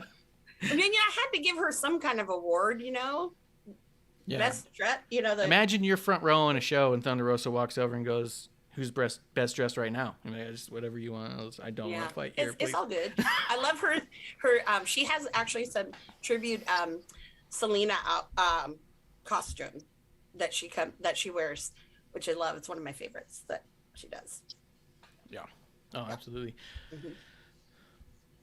Can you imagine with her being a dentist? Just think about it like, let's take a fantasy world. If Britt Baker came out as an actual dentist but was around in like the 90s, you think she'd have been the tooth fairy in the WWE? Oh my god. You know, with the holidays, I thought one of these years she's going to come as, Hermie, the dentist elf. Oh, yeah. Mm-hmm. That would be my great. God. That would have been great. And you have like, I don't know, Reba dressed as like Rudolph, in one of those outfits that had like the blow up, extra legs and stuff. And then I think Jamie Hayter would make a really good Yukon Cornelius. I'm just saying. I got the whole story. Silver and gold. Go ahead. She comes out, new era, early 90s. Everyone's got jobs and shit. It's that weird time. She comes out, yeah, tooth fairy. Sparkling, perfect white teeth. They talk about it, this and that. Then she's in a mixed tag match. And she's trying to avoid being with Isaac Yankem. Mm-hmm. Like, she doesn't think he's a self-respecting dentist because his teeth are so terrible. But she's in this match against someone we need to figure out, and the goon, the shortly used hockey player, and a fucking puck. She takes a puck to the face. Ooh. Oh. And loses her teeth.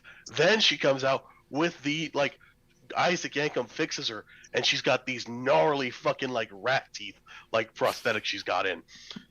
Then they stick together, and they become the inaugural, longest holding, and depending on some ways you look at it, possibly still reigning mixed tag champions WWE could have, because I could see that shit happening. That could be good. That could be real good. She could start out against Isaac Yankem because you got to practice what you preach, and he had terrible teeth. So, yeah. 100%.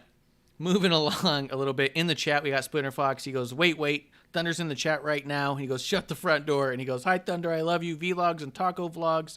Mick 1 and 2 was the best one yet. So shout out to Splinter Fox coming through. Splinter Fox is one of my favorites because he adamantly disagrees passionately with literally everything we ever say. And he still comes in all the time just to hang out and have a drink, and I love it. So, one of my favorites. As we keep it moving, needs to do tacos with you if AEW ever decides to come West Coast and they do Tucson or Phoenix. So Mission Pro was supposed to come through Arizona in Tucson for Margarita and Taco Festival, and it got canceled because we were looking at actually sponsoring that one when it was going to come through. I was going to try and do something because we sponsored Mission Pro's first show, and you got a fucking Margarita and Taco Festival. We were going to, but they canceled it. So we. That makes sense. Yeah. We didn't have one before because that makes too much fucking sense to have it not be a thing. Yeah. I think that they can. I think if I remember correctly, the Margarita and Taco Festival ended up happening, but with a lot less stuff going on within it. It wasn't going to have Mission Pro anymore. It was going to be pretty isolated, smaller capacity, kind of a deal. If I remember correctly, I think that's how it played out. Splinter Fox says FWWE, AEW, and he's chanting AEW in the chat. So good. But yeah, so 100%. If they get it out here, we'll do what we can to say hello. But as we keep moving, we still got a lot to get through. We got behind the scenes. Best story that wasn't on TV or person that you like with their charity work. So something that happened outside of this. I think this is a lot more broad than it could have been. But I think a lot of us were really focusing on charity works and thinking about charity in and of itself. I ended up picking Mick Foley. Did the Give Kids the World Village through the Hearts of Reality, and a ton of NXT superstars went out there. And this is a charity that he jumped in on towards the end of the year, close to Christmas.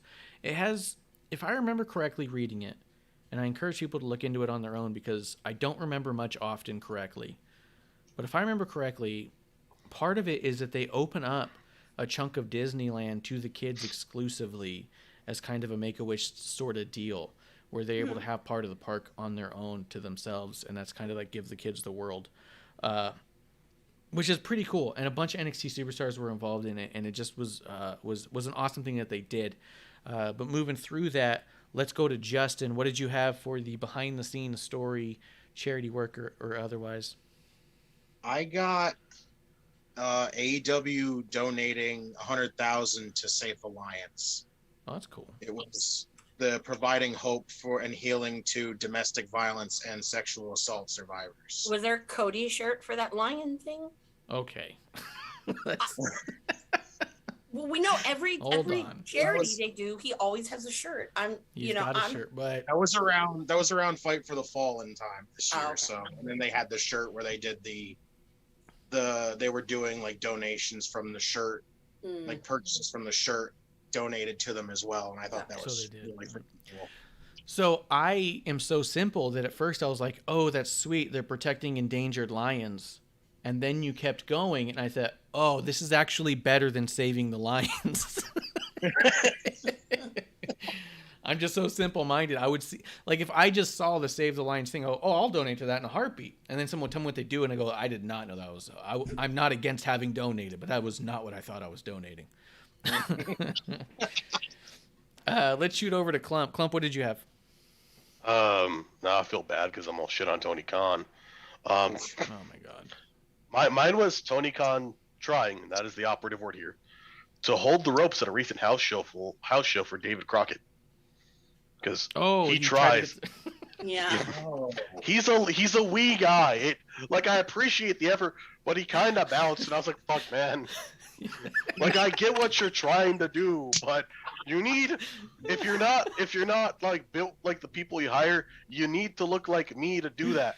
You need like I can put ropes down for people. That's easy, but I'm not 150 pounds, which also good on you. You look great in your mid 30s. That's hard to do, Tony. But also, I did want to say this it is an act of charity that Thunder Rosa listens to us, because there's no positive reason to do that. And I personally want to apologize because I've been coughing throughout the show. I apologize. I respect your work and find you amazing as a performer. And I apologize that you have to listen to me cough and shit. Plus you went full asshole on the charity topic, which is pretty dope. Yeah. Let's go to That's Amanda. What I'm fucking here for. Amanda. I wish we had closed out with Klump now. So let's go over to Amanda. What do you got? Okay. I have a silly one, and then I have, obviously, because I love Thunder Rosa's work. She was my number one. We already went through that. That's true. But, with Mission Pro. Yeah, one of the things that I've really been enjoying, and it technically happened at the end of the year 2020, but the first one at least, is that whole thing that GCW had done, but in particular the For the Culture show. And I really think that it brought a lot of awareness to a lot of people. That's true. And I thought it was phenomenal. More so than Effie's Gay Brunch. I mean, Effie's great, but it's more jokey. But this is something that, I saw a lot of really great wrestling and wrestlers that I'd never seen before. So, like, that's the first time I can remember seeing Lee Moriarty, for example. So definitely that's my serious one. The not serious one, which I thought was really cute, and I hope they still sell them because I forgot to buy one, is when Ethan Page and Ruby Soho were selling the shirts for charity. And the one that Ethan Page made was the Buc-ee's. The Buc-ee's, yeah. Her looking like the Buc-ee's thing. I thought that was so genius. Why? It was cute. I want to know.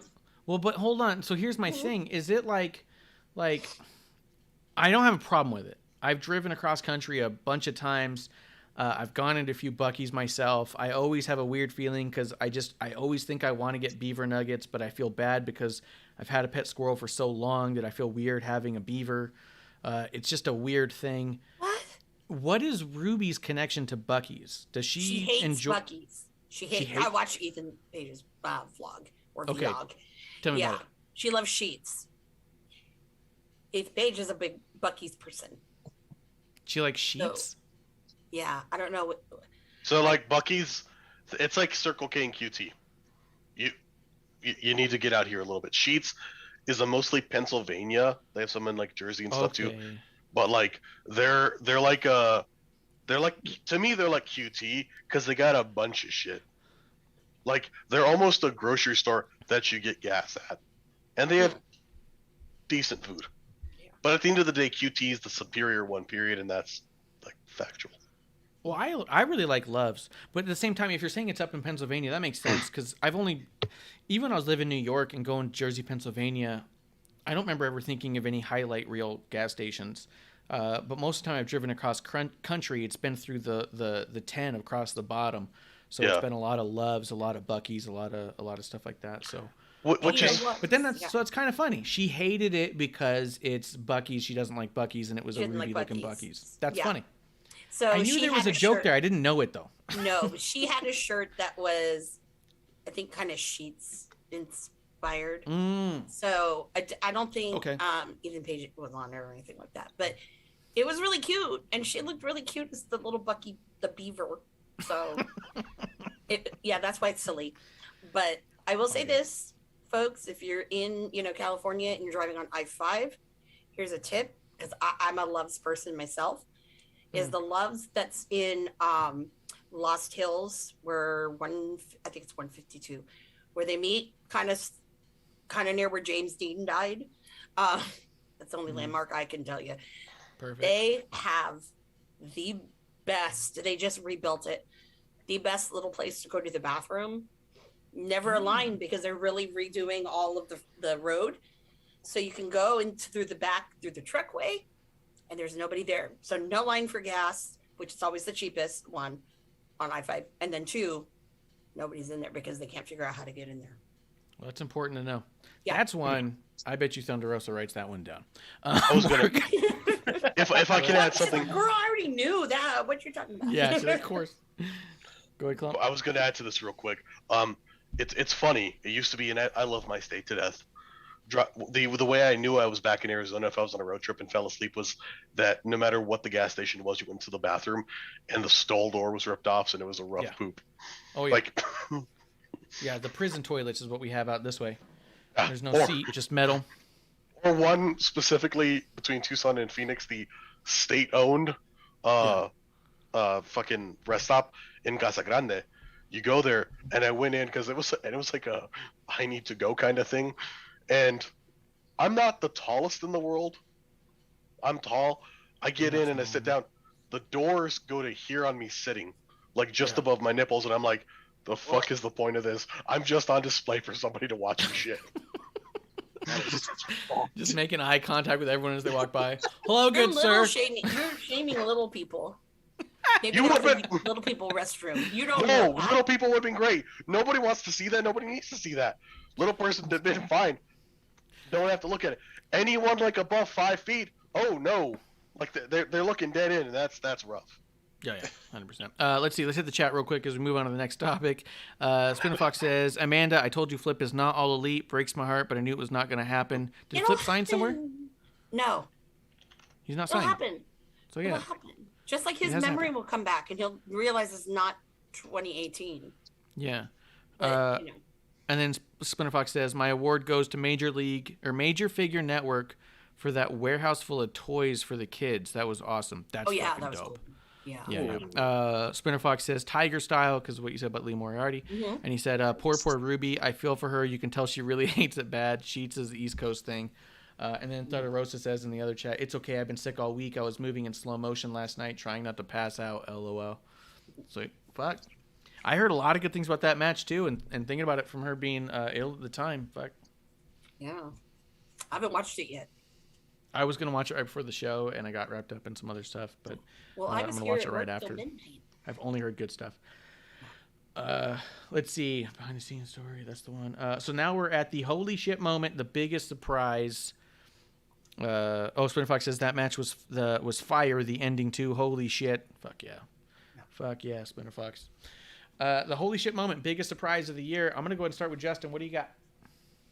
I got Cole and Bryan debuting at the same time. That was big. The fact that it wasn't one of them like just showing up and then the show went off the air. The fact that you got both of them. Yeah. It was a pretty freaking crazy moment. That was cool. Amanda, what do you got? Well, I have a couple. One that still I'm kind of blown away by is the big shutdown of Ring of Honor. Yeah. Mm-hmm. Yeah. No one bought the video collection, which I'm shocked about. Because there's so much great stuff in there. And you think we could have bought it if we all just pitched in $100? No, it'd be a little bit more than that. But if no one's putting up money, like OBO, right? Best offer? Yeah. Well, yeah, right. I don't think that Gary Jester would they'd entertain that thought, but $400 hard cash right now. yeah, hard cash. Here, and I'll even throw in. That probably would have started the bidding again. I'll throw in a 2-night stay in my hotel. That I work in. Yeah. So come on. I almost That would've been bought, the law. like no reserve auctions are where it's at. They're the only way to go. I almost bought a tracksuit that somebody owned that was in part of the Heaven's Gate cult. No That's reserve. It's gonna go. cool. Yeah, me and Mike Jenny got into a bidding war over it.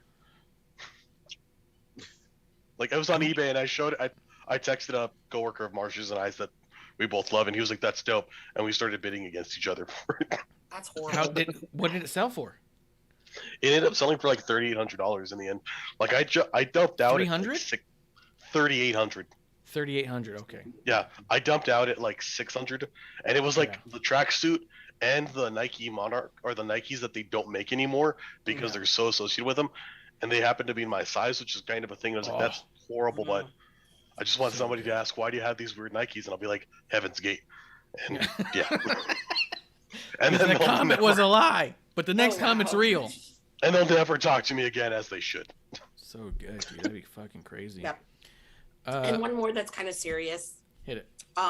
is the return of ACH. Now, I was excited when he after the whole thing with WWE and he came back to wrestle. I was bummed that all of a sudden out of the blue, not doing this anymore. Yeah. Just, didn't do the indie dates he was on. I think there's some GCW. And I kind of was like, man, is this really taking a toll, like everything that has happened on him? And he didn't really look the same, because anyone who's ever seen ACH, he's a happy dude, always smiling and whatever. Yeah. And it felt like, it wasn't there. So when I saw that he was at West Coast Pro last month, I was so excited, because I'm like, man, like I had seen him wrestle at a couple other things, and he has that back.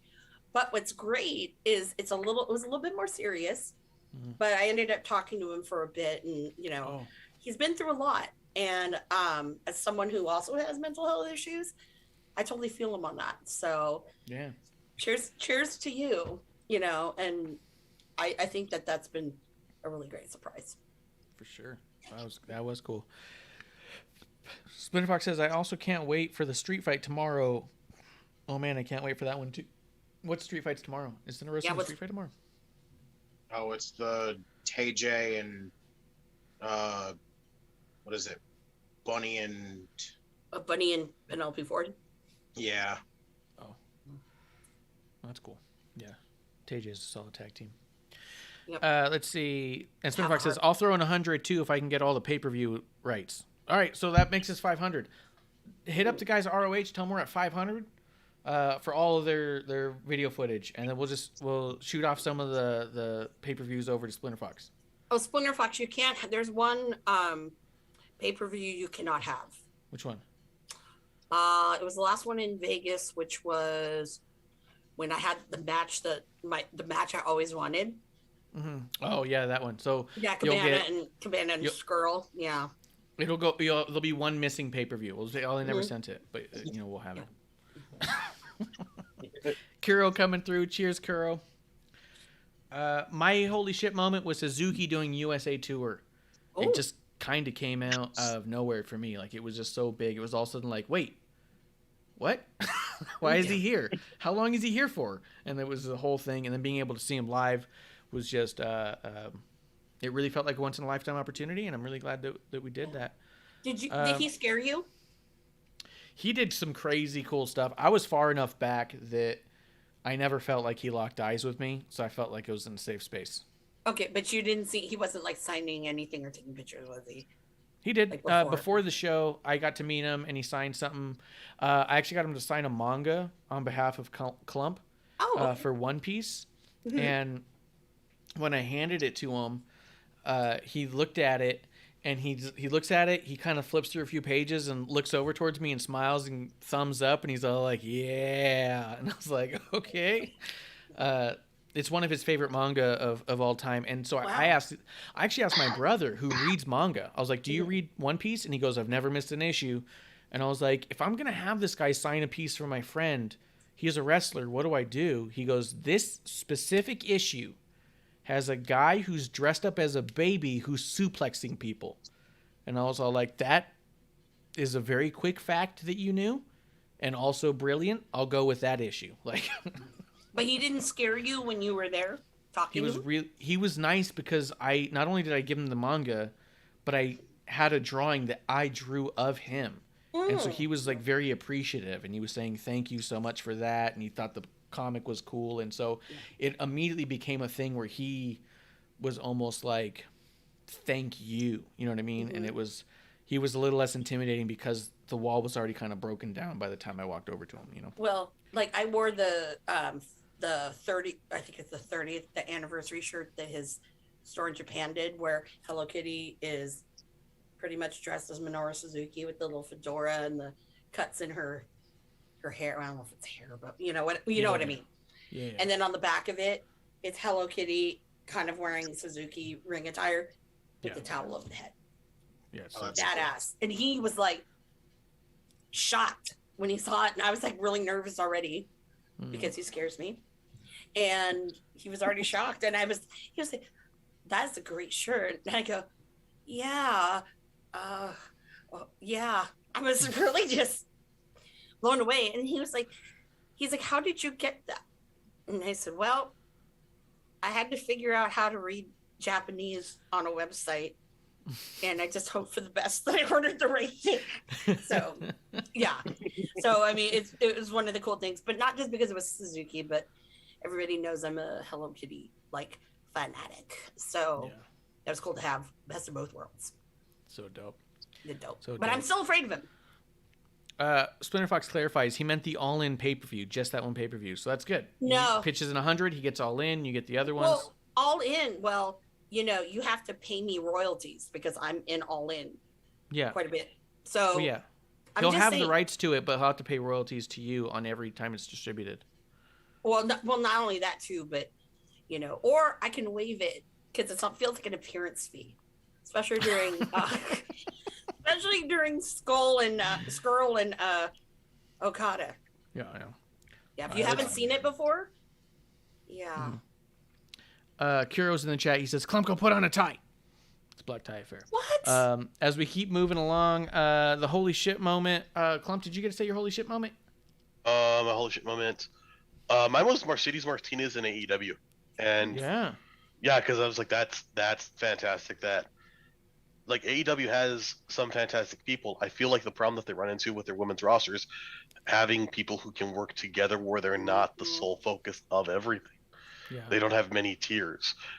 She could assist in growing people. Like she could be like Serena Deeb, and she'd have fantastic matches with anyone. So I'd love to see. I'm excited to see Mercedes Martinez with Thunder Rosa. I'm excited to see Mercedes Martinez with Ruby Soho, with so many people, because it's just going to be a host of fun matches. And I think it also speaks to, this is a person who's been doing this a long time, who has a lot of credibility in a lot of places, and went here. And I don't see that hire as purely a performer. I see that as somebody to help people, along with Serena Deeb, who's amazing. So with those together, and I will highlight Thunder Rosa here, who owns their own promotion, and you have a lot of building blocks for something amazing, and it speaks to, okay, you're putting some. It made me feel like you're putting some things are going in the right places for me. I'm excited for this. I also had, my holy shit moment is where where Braun Strowman ended up. Yeah. Like when he left or got released, that he ended up with EC3 in a few really weird, random, sporadic places. Yeah. I feel like if there's any, and this is going to sound like a real backhanded thing against him, but it kind of made me a little bit happy that I didn't see him just shoot up a card somewhere else. Yeah. Like that I didn't just see him walk into Impact and like knock a title off somebody and hold it. Like, okay, cool. but that he's not in a lot of places, that's rough because I don't think he wasn't a bad performer. I think the character they put him in really made it rough because the dude's got a funny, silly accent and he's got a heck of a lot of charisma. Yeah. He shows that in his Instagram stuff. I'd love to see him perform. So that's kind of my like, holy shit things. Like, where are you, dude? Yeah. What are you up to? Did you see he dyed his hair kind of blondish? Yes, and that looks weird as hell. Yeah. It looks weird and scary. You know what I mean? Like, I'm like, oh. Something about blonde beards is just really not fun. Yeah. Wait, he dyed his hair blondish? His Really? beard, specifically. Just his beard. Really? What? Yeah. That is bizarre. Yeah. And as somebody with blonde facial hair, what's bad too is when you do that. So blonde facial hairs kind of darkens because of the layers to it. Yeah. So if you dye it all super blonde like that, it just kind of looks like your skin's growing hair like tags. It Oh, doesn't yeah. look right. Like it's Yeah. It's terrifying. Yeah. Justin, did we get your holy shit moment? Yeah. I had What was Cole it? and Brian. Debuting Colin at the Bryan. same Colin time. Bryan. Yeah. Yeah, that's a good one. Yeah, Braun Strowman. I also would say we didn't put enough on it. Mercedes Martinez was one of the cuts that happened this past year that was a big blow too, because it was kind of like, it was kind of surprising because almost every match she ever had in NXT had you wondering, when is she going to the main roster? Like, she's ready, Exactly. Yeah. right? Like, and then every match she had, you'd go, okay, this was great, but imagine her with somebody XYZ on the main roster, and then for her to suddenly just be gone, it was kind of like, wait, no, she wasn't even supposed to be in NXT. What do you mean? Like, Yeah. it was kind of a weird thing. So to see her getting signed, making some serious money, very cool. And like you said, with Mission Pro, it'd be really cool to see her pop up. And, you know, if we want a fantasy book down the road, an Ember Moon Mercedes, Tony Storm. I want to see Mercedes and Thunder, which can happen in AEW now. It doesn't have to happen in Mission Pro, but Yeah. if we hit up the chat, it says, Splinterfox says he won't sell it. It's going to be locked up in his house forever. So I think a royalty deal makes sense because he'll never have to pay it. He goes, oh man, Ember Moon will be released February. He goes, I can't wait to see where she lands. Wink, wink, Ember versus Rosa, the Fire versus the Thunder, oh baby. And Splinterfox says, yeah. Spinnerfox says, well, the Titan kind of rubbed the rest of the wrestling world the wrong way. How he said something about the E is the only place to be, so that kind of blew up on his face. That's true. When people were losing their jobs in the pandemic, he had made a few comments that did not sit well with a lot of people, especially because it was to other people in the industry. And Spinnerfox says, oh, and he also never came up through the indies. He was just straight up a WWE guy who, you know, so it was kind of didn't sit well with people.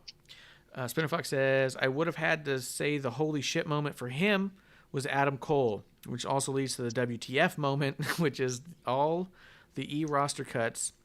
If that never happens, we would never had all these amazing crossovers. It still sucks that they lost their jobs, but it looks like they are all getting back on their feet. I can't wait for 2022 surprise appearances. Yeah, I'd mentioned that before, that I think anybody who got released, it was always a bummer for us as fans who just consume product and wrestling shows. But there's a certain point where there's a lot of people who got released a lot of years ago who still haven't shown up on anything, who've still never appeared in the wrestling ring since then. And you gotta really imagine, is it the fault of WWE for letting someone go, or is that the manifestation of somebody who really wasn't that passionate about it, who lost their job doing it and didn't want to pursue it? Like I said earlier, Mike Bennett is a perfect example of someone who loves what he does and he's not going to stop doing it, and he'll never do it half-assed. If anybody could claim that WWE tried to ruin me, it's him, and he's flourishing. So anybody who we don't see on their feet, I have a hard time saying is the fault of being released and needs to be looked at internally to a degree. But Well, Cabana is technically the worst wrestler that's ever wrestled in WWE. well, it's only because he's bad at it.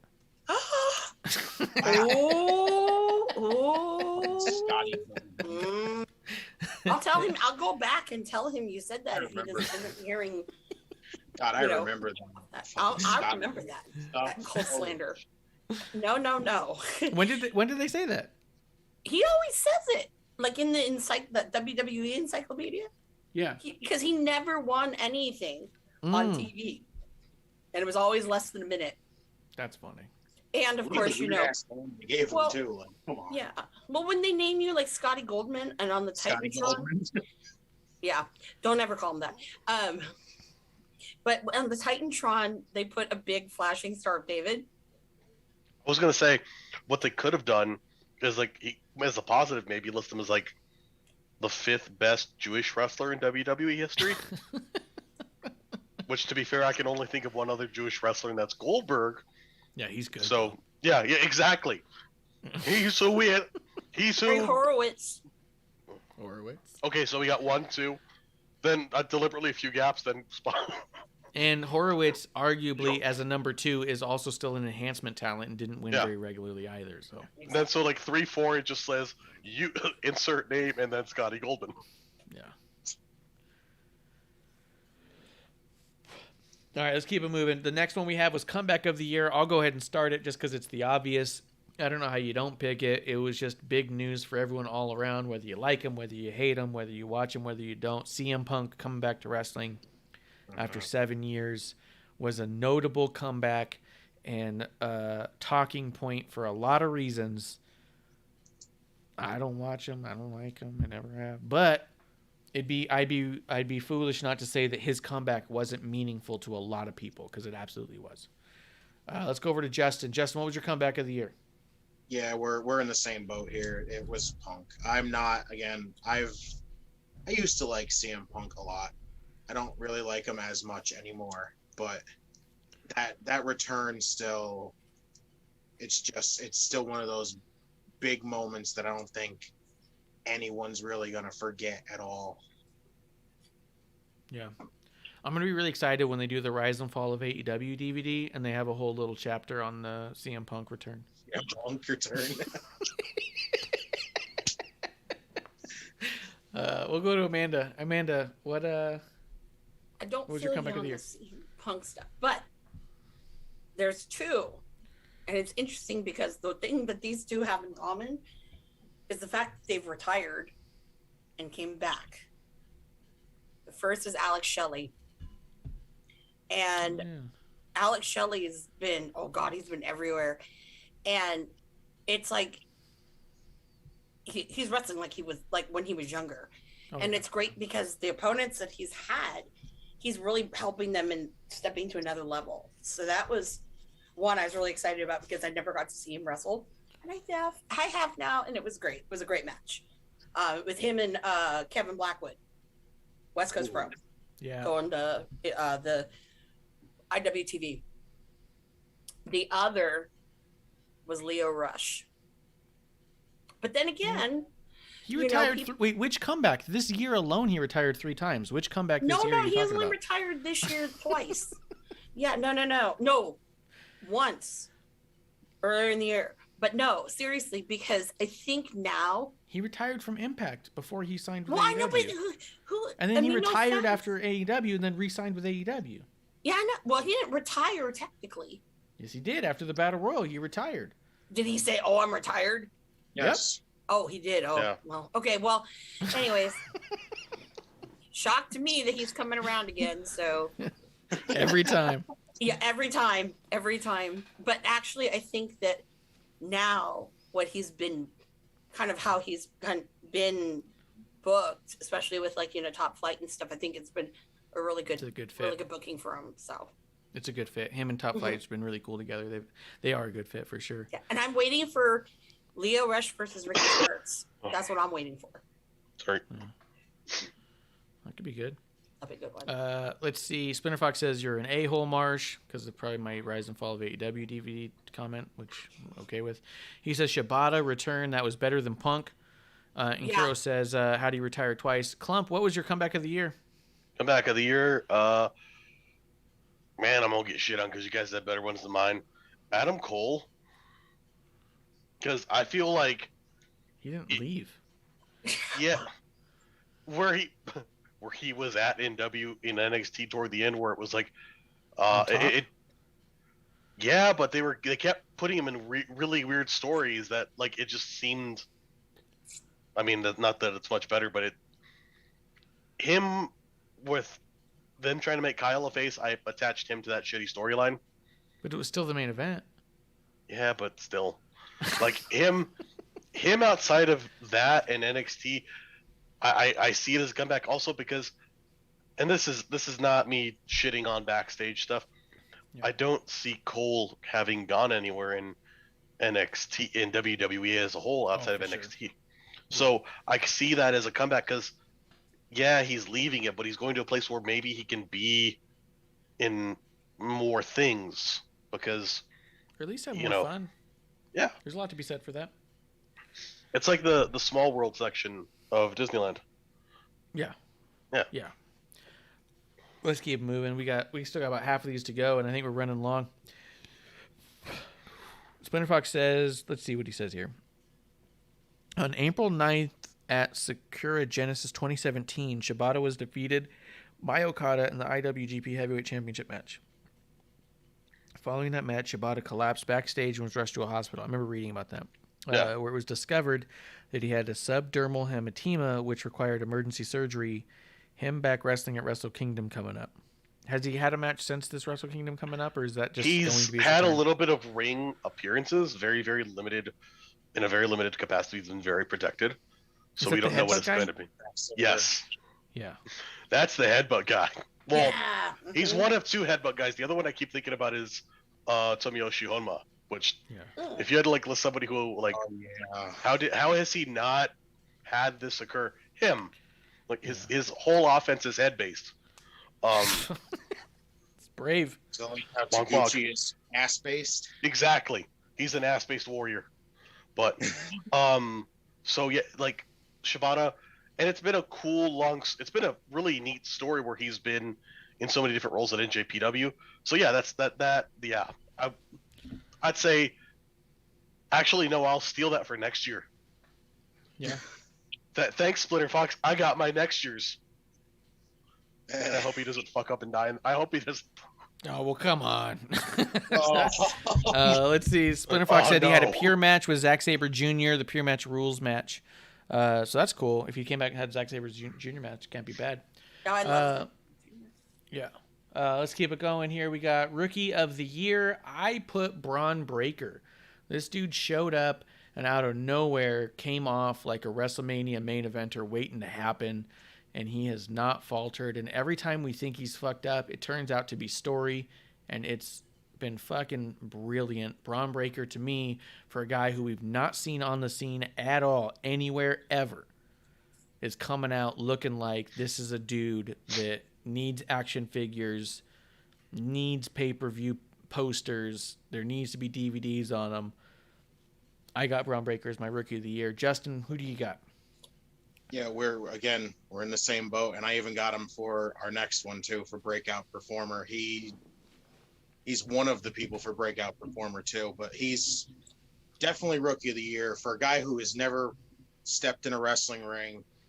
He's beyond amazing. Like, holy shit. You can, again, a lot of people went on the name bullshit, and it's just he's a Steiner highlight reel. He's the same thing as his uncle, same thing as his dad. He's phenomenal. I think he's going to be a champion in no time. Absolutely. I just realized I forgot Kuro's comment. He said, "How do you retire twice?" Talking about Leo. Still funny comment. Let's keep it going. I had another one too. Though. You had another one? I had another one. It's Grayson Waller. All right, so tell me why Grayson Waller, and then pitch it to Amanda, and then pitch it to Klump. And if I'm still not back, then hit up Breakout Performer, but I should be back by then. Grayson Waller, to me, he was always really good in ring wise. When we first saw him come out, I thought he was really good. But now this character, oh my God, I love this character. He's definitely a standout right now.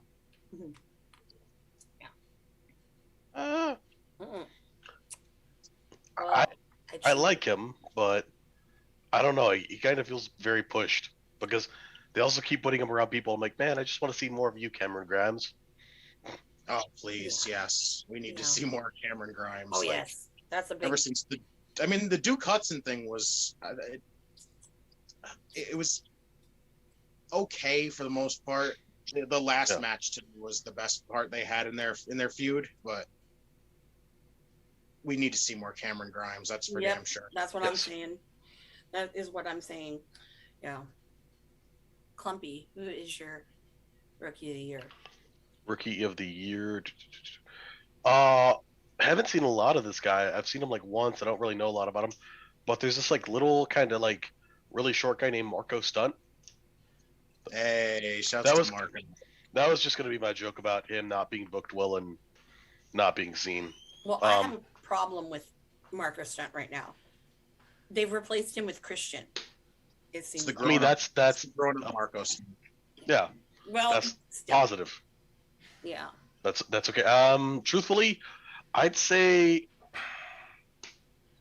I want to say Hook just because, but he was so overbuilt that I was like, yeah, he did good, but I feel like you built the shit out of him so that it wasn't going to be up to expectations no matter what. Yeah.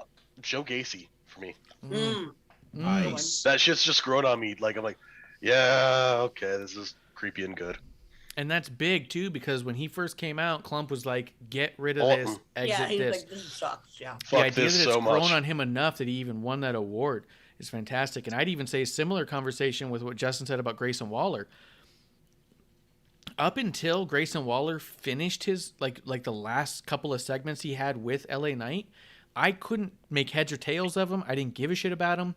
And in the last, I'd say 3 weeks or so, Grayson Waller's become very important and very good, and arguably a rookie of the year in a very short period of time.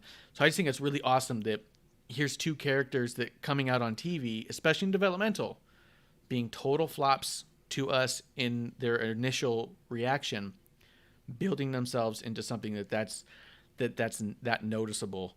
I think it's just fantastic. Amanda, who was your rookie? I've got two. Go ahead. One, without a doubt, Dante Martin. I mean, as a pair in Top Flight, great. And they're so young, and it's very controlled. Because it's I sit there and I'm like, were you spot monkeys as kids or what? They had a trampoline in the backyard for sure. Yeah. I mean, they wrestle better than a lot of other tag teams out there right now. I'm not going to call anybody out, but I would you not be surprised for the Hardys.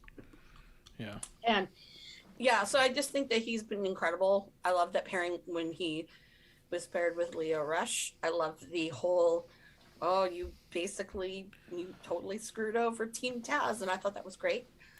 So he's one of them. The other is, I have to give it to Lee Moriarty. Some of the matches that he has been put in with AEW, people who weren't really that known, really, they don't get opportunities like that. And he's risen to the occasion in every single one. And not only just that too, but I think that he also, even on the indies too, because he's still doing indie dates, whoever I've ever seen him wrestle, it always amazes me because he's just very well-rounded. And you really don't see that a lot anymore. Yeah. So that's those are my two. And he's a Sam Roberts guy, so shout out to Sam Roberts. Mm-hmm. Let's see. I'm going to go back just a little bit in the chat here. Splinter Fox says, I really hope it's Danielson and his opponent is at WrestleMania. He's talking about Shibata. Shibata and Danielson would be fucking cool. Yeah. And I think that if Tony Khan didn't let it happen, that would be the end of AEW. People would riot. But here's the thing. Most of the people who know, Bryan Danielson, they don't know who Shibata is. Let's go there. Let's be real. Doesn't matter. If Daniel Bryan ever came out and said, I wanted to do this match with this legend in Japan, and Tony Khan said no, that's all people would need to know. They would burn the house down. Yeah. Just saying. Make it happen. Bryan Danielson. Splinter Fox says, Rookie of the Year is Hook. You can't change my mind. He will F everybody up. That just kind of feeds into that whole ironic love of the thing. And I know that there was a conversation actually by Sam Roberts where the idea of liking something ironically is still a positive thing because people at a certain point forget that it's ironic and just start to love it genuinely. For me, I don't like things typically ironically. I don't like things because it's funny to like it unless I'm trying to ruin Klump's day.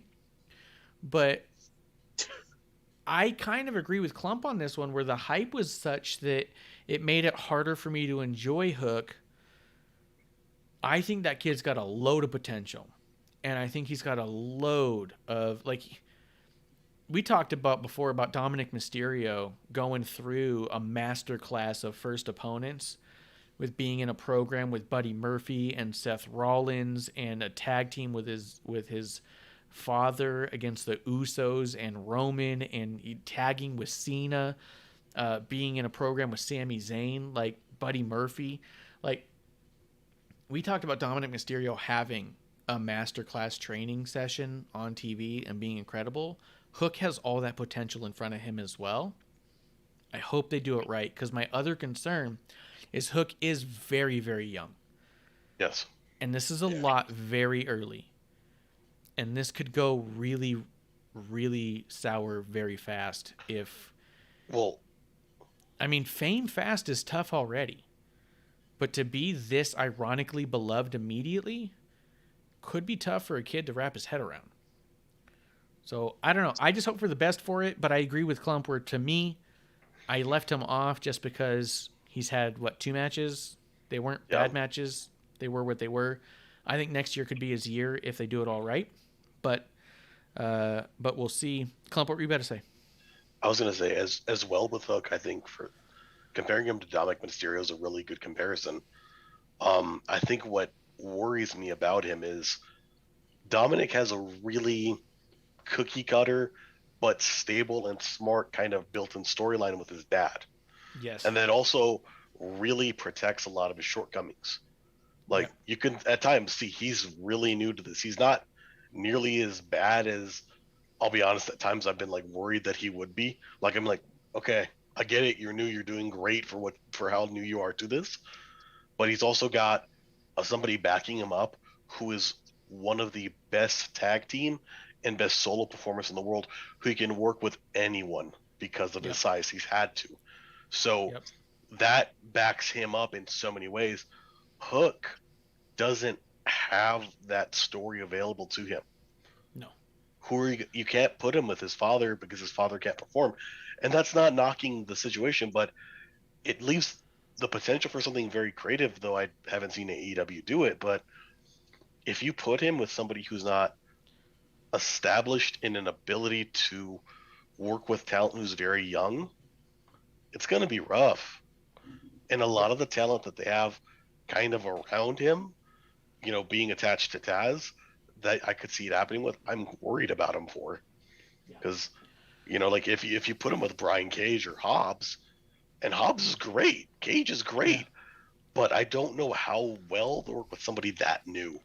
Mm-hmm.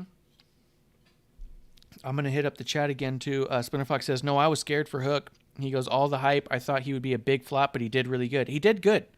He's done well in his first 2 matches. But when you really look at it, when I watched his first match against, who's the jobber? What's his name? The jobber for AEW. He's never won. Fuego del Sol. Fuego del Sol. Yeah. I thought Fuego, he won one. I don't know if he won one. He did win one, that's it. Kind of. Technicality. So when I watched that first match, I saw Fuego do a lot to make Hook look good. There was part of me that was kind of feeling a little Tom McGee, Bret Hart-ish here, where sometimes the guy not winning is overperforming in that match, and Fuego did a lot for Hook there. So it was big, and I think that Hook did very well in his role. I think Fuego highlighted him very, very well. This isn't a knock on Hook at all. I think, like I said, that kid's got so much potential. I'm a little nervous for him because, like Klump said, he doesn't have his father to wrestle with. He's got his father to be behind him. And Spinner Fox says as much. He says, Hook did really good. He goes, Hook and Zack Sabre Jr. in the future would be fired 2 or 3 years. Oh boy, oh boy. I'd probably say 5 or 6 years, to be honest. Hook's still so fresh. Spinner Fox says, but then again, Zack Sabre might be able to carry him. Spinner Fox says, plus his father is F and Taz. He is learning from a great in and out of the ring. Yes, but there is a huge difference between Taz and Rey Mysterio, and I'm not trying to say this in a slight, but I've met both of them. There is an ego behind Taz that is not behind Rey Mysterio. And I think that goes a long way in a young person developing in whatever they're going to do. Especially given that Taz can't be in the ring with him at the time. He's not able to say, do this now. Fix this now. Yeah. Taz will be great to go back and go through the match with him. And John Madden, that shit. Rest in peace, John Madden. Oh, yeah. John Madden died. But Rey Mysterio is in the ring with Dominic, and that goes a long way as well. And like you said, Klump, Rey Mysterio has done it on literally every level with every size opponent ever. He's just flat out experienced more than Taz. And that's not a knock on Taz. I love Taz. Right behind me, I got a Taz signed water bottle. He wrote H2O Jones on it because of his podcast. Huge fan of his stuff, man. I love Taz. I'm just saying there's a difference. And it just makes me a little bit nervous for what Hook's got coming up this year. He can either become a fucking rocket ship or he can be a big David Flair, you know? Well, and also, like, so the character of Taz, and Taz is one of those people that I view his character as being such an extension of himself. He's a loud, brash, over-the-top dude. But he's never had the ability to show a different side, you know, and he might have that sincerely with his son, but even if they try and show it, it's going to be weird as hell. Yeah. In this case, like, I don't, if at some point when Hook loses, because it's the nature of wrestling, it's performing. No story is awesome if somebody only kills it. It's like a stand-up comedian. No stand-up comedian only kills sets. You have to, you know, bomb, and you have to have rough matches because then you get better. And you have to have stories where you do that because, boy, that's boring as fuck after a while. So when Hook loses, what is Taz going to do? Yeah. Is he going to have a genuine moment? Is it going to be a weird, like, it wasn't supposed to happen. He had the sun in his eyes. Yeah. Or also this voice, fantastic for a Taz accent, I'm realizing. Perfect. Yeah. Or is it going to be a moment where he becomes like genuine and soft, and it's just not going to work? Like it doesn't work for his character that he's developed over 30 fucking years. Yeah. And like you said, is Taz going to make it about him? You know, you never know. I'm going to hit up the chat real quick. Kuro says, the fact that Grayson Waller versus AJ Styles happening on an NXT show speaks volumes for Waller being able to work with whoever is in front of him. I think we got something on our hands there. Spinner Fox says, female rookie of the year, Maddie Renkowski. Yes. She will be signed somewhere in 2022. I'm calling it. She's very good. Her character work is phenomenal. Oh, yeah. Phenomenal. I need to start diving in some Maddie Renkowski because I keep hearing a lot of good things. Yeah, so. she's great. She's good. She's a Mission Pro one, too. She came to Mission Pro. Kuro says, Amanda just replaced Kevlar and Bishop from last night's with all the twos. I got this one, I got that one. I got this one, I got that one. Spinner Fox says, Lee and Dante, sophomore of the year for me. Spinner Fox calls Fuego the modern Brooklyn Brawler, which is funny because Brooklyn Brawler actually was a draw. Kuro says, what were you guys considering a rookie of the year for the rookie part? I think everyone we put started on TV this year. Like Moriarty, definitely. Moriarty hadn't been on national TV before now. Braun Breaker hadn't been on TV before now. Klump, who was your rookie? Hook. Justin said Grayson Waller. So yeah, people who haven't been on TV before now.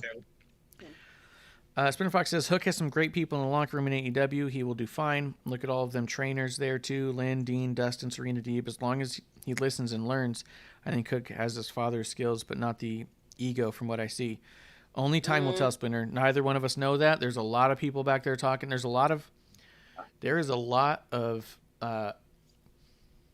aged wisdom, and it doesn't fall on all ears, and there's a lot of very young naivete that people listen to. So it's really going to be up to Hook to translate that or to look for his father's guidance. I think, like I said, not a knock on Hook at all. He has everything in front of him to be the biggest star that AEW will ever see. It's going to be up to him to utilize all that. So I agree that the potential is there. His potential is enormous. Kuro says, because Solo Sikoa would be my rookie of the year. And I honestly almost put him, Kuro. I almost put him. Solo Sikoa is a great one to put on there, so I agree with that. Let's keep it moving. We still got to get through some more. Breakout Performer of the Year. Justin, who was your breakout? I got Braun Breaker. Braun Breaker was just, again, he stood out so much. I actually had another, and it was Josh Alexander. His Impact run that I've seen, my God, phenomenal this year. I miss the North, though. I do too. Yeah. It's so weird, but he did so good on his own this year. I'm telling you, I know now he's not really doing much, and he's got the whole match with Jonah coming up, but I feel like I feel like they're rebuilding him to get him back to that world title again, and I hope it is. Okay. Klump, Rookie of the Year? Or not Rookie of the Year, Breakout Performer of the Year? I was gonna say Braun Breaker myself as well.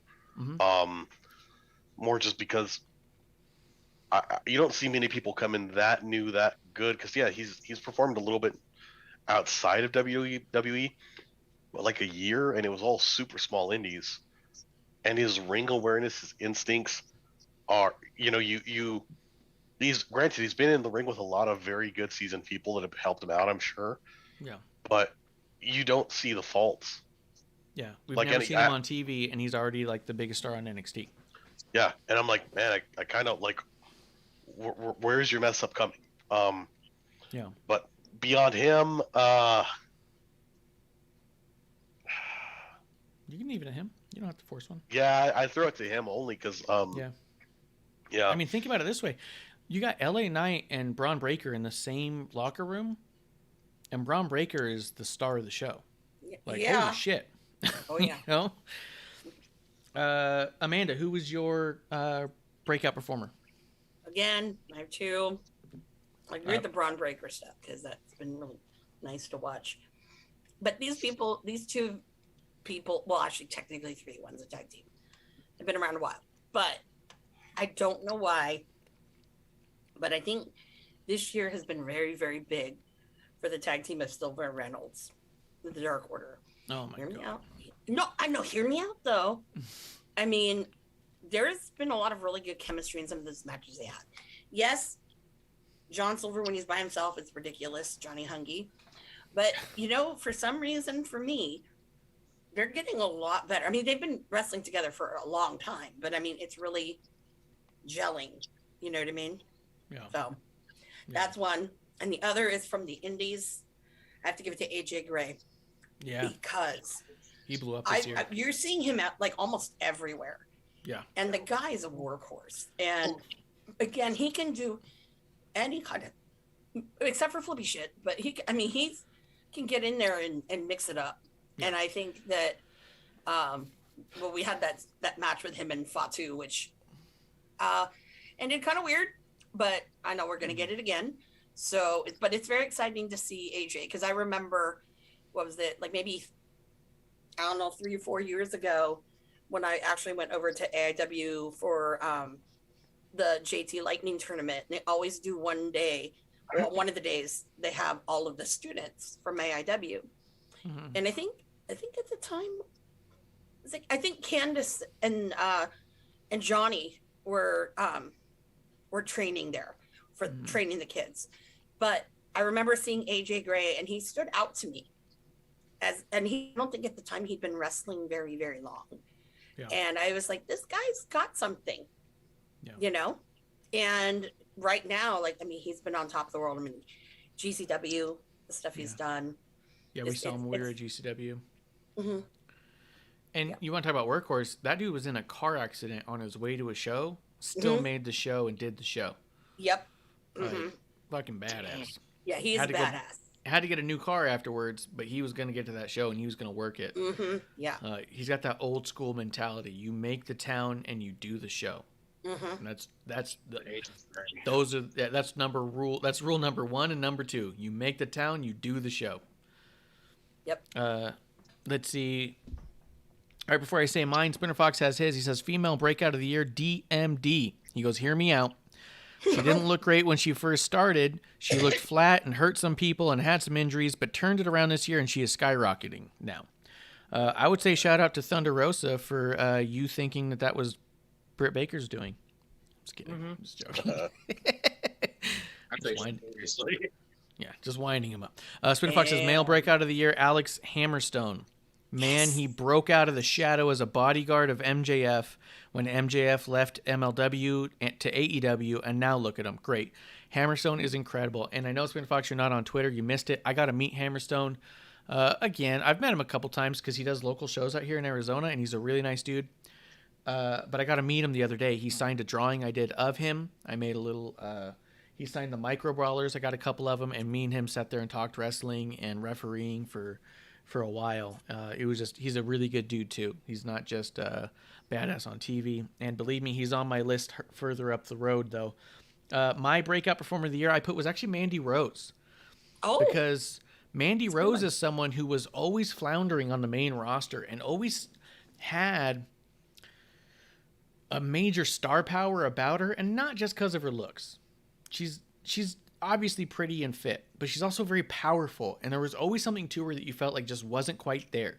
And her going down to NXT and flourishing the way she has, to me, from the outside looking in, just from like a psychological perspective of what the fuck do I know, it looks to me like she never quite knew how good she was when she was on the main roster, because she was around a lot of the best in the business that has ever been. She was around the Four Horsewomen. She was around Asuka. She was surrounded by people who were far and away going to be on people's Mount Rushmores and people's greatest of all time lists. And I don't know that she had the confidence to execute that same way. Where when she was put down to NXT, I think she was forced to execute, and I don't think she knew how good she was. And now she's able to tap into what she's learned from all those people on the main roster. The Carmellas, the Dana Brooks even. Like, she's tapping into it on a level that I don't think she knew she could. And I think that it's coming across in spades, and it's been outstanding. And I think when she went from the main roster NXT, and everyone thought that's probably good for her. But the second she stepped out on that stage and she had to dig in with what she knows and what she's learned and what she's never got to show, you immediately went, no, she doesn't belong here. Like, she should be in the main event. What are you talking about? yeah. So, That's a really good one. So for me, it was Mandy Rose, because I think that not only did she break out on screen from the outside looking in, not knowing anybody and being a dumb drinker with a podcast, I just think that she tapped in and broke through and into a realm she didn't know she had. Kuro does say female breakout. I don't watch AEW, so Mandy Rose. Oh, that's funny. And Splinter Fox says, oh man, Hammerstone sounds like a great dude. He is, man. He's super dope. Mm-hmm. He signed a bunch of stuff for me. He signed a couple of drawings. He We signed couldn't a even couple say of Micro he's a Brawlers. friend of the show. That's true. He follows all of us, and he's always been good to me. Yeah. Yeah, he's great. Actually, last time I saw Hammerstone, I was like, he had new gear, and I'm like, whoa.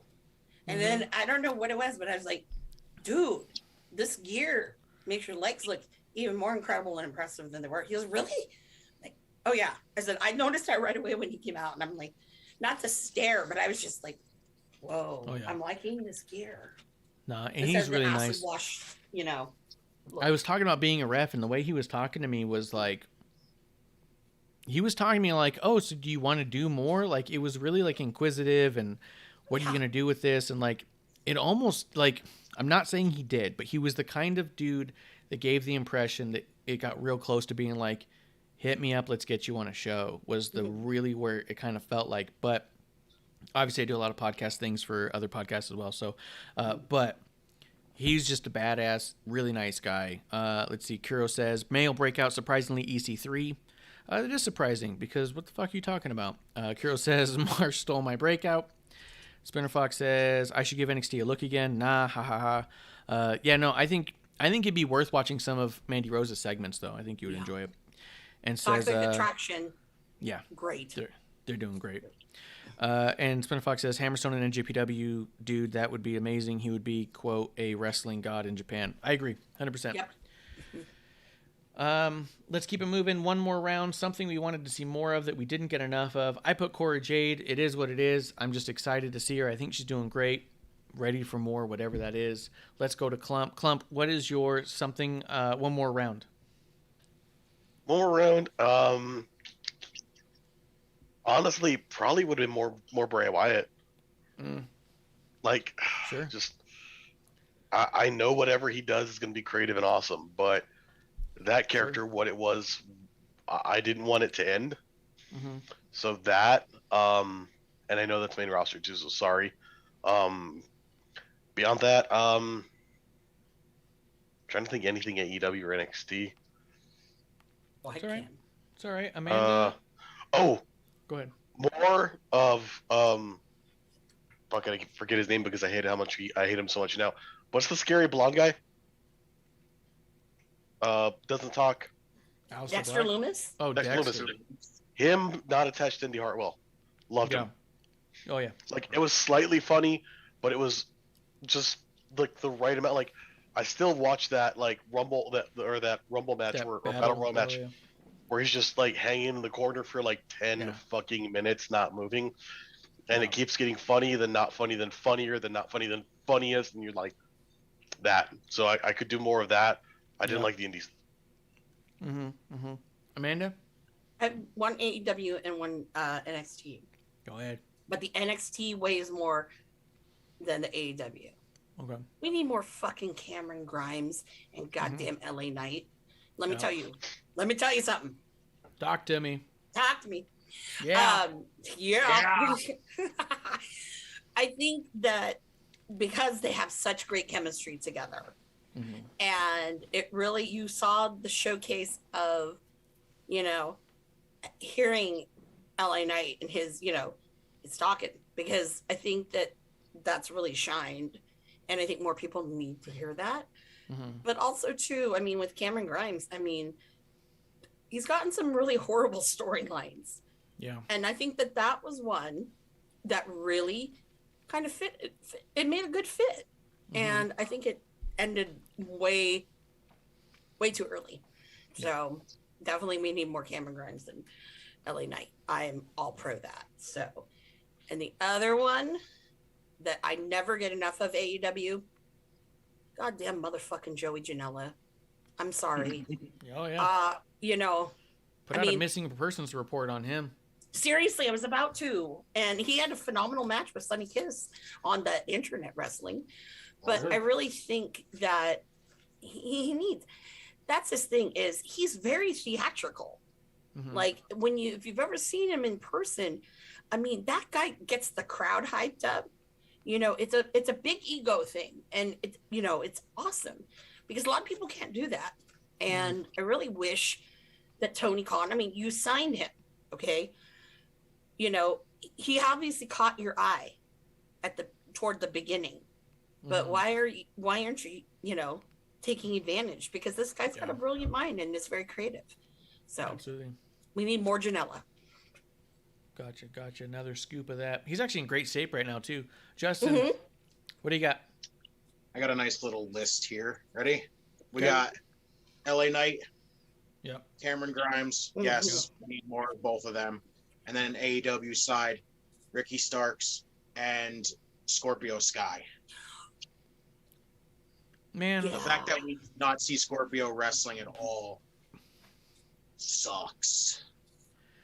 When I watched Double or Nothing, when the first Double or Nothing happened, I remember turning to my girlfriend at the time and being like, this Scorpio Sky dude, I was like, I see so much in him. There's a charisma. There's a talent here. This could be their Rock. This could be a huge megastar on their hands. And they have done nothing to flourish that at all.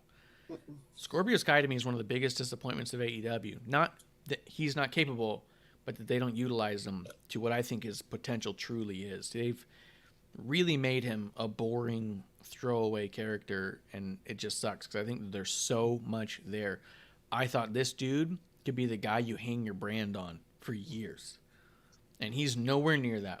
And I just don't get it, because when I watch the whole show, top to bottom, I always go, none of these guys are as good as him most of the time. Yeah. So, but at this point, you know, we got Dan O'Brien, they got other people, whatever. But that's a good one too. In the chat real quick, Sprinter Fox says more of GCW, Hammerstein Ballroom, baby. Also more of Joey. He goes, that dude is bulked up. Yeah, he's yoked now. I've never seen Janela like that. I hit him up. I was like, whoa, dude. Yeah, who's this man? You obviously are not drinking right now. Or if you are, you're hiding it very well. Sprinter Fox says, F it, make a dark title and let him be the man. He goes, plus he's a great scout for talent. Half that roster is from him, I bet. And Sprinter Fox says, I think Sky is hiding an injury or something. This is unlike him. He was wrestling week after week before this year. I don't know what it is. Yeah, I hear you on that too. Let's keep it going. The This Is Awesome moment of the year. Amanda, what do you got? I have two.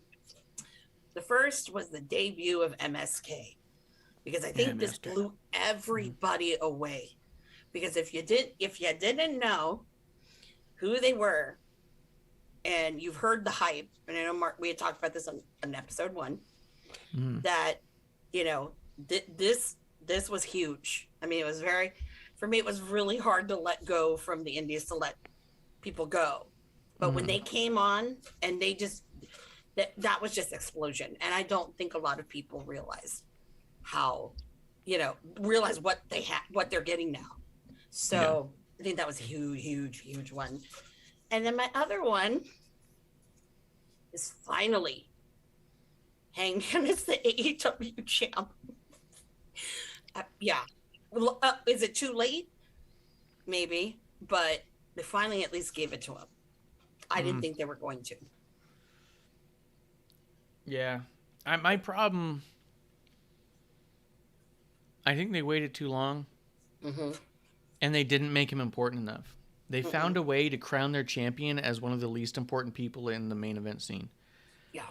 And what I'd like to see is them make Hangman more important. Because I don't think that he shouldn't be champion. I think he should have been the first champion. I think he should have been champion for like 2 years straight. Yeah. To say, this is a new era. This is the dawning of a new time. And instead they fucked around with all this other stuff for so long. Stupid drinking thing. And the stupid drinking thing that it just really undermined everything that he was, to the point where when they gave Paige the championship, I remember really looking at the screen being like, really? Like, I wasn't as thrilled as I wanted to be.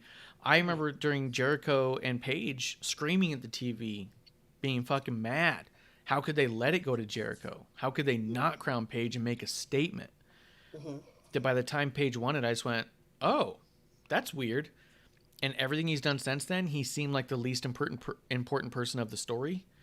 And that's a bummer to me. I think that they need to put a lot of work into making sure that Hangman Page is the single most important person on that show. Spinner Fox says he's going to lose the title next week, which is sad.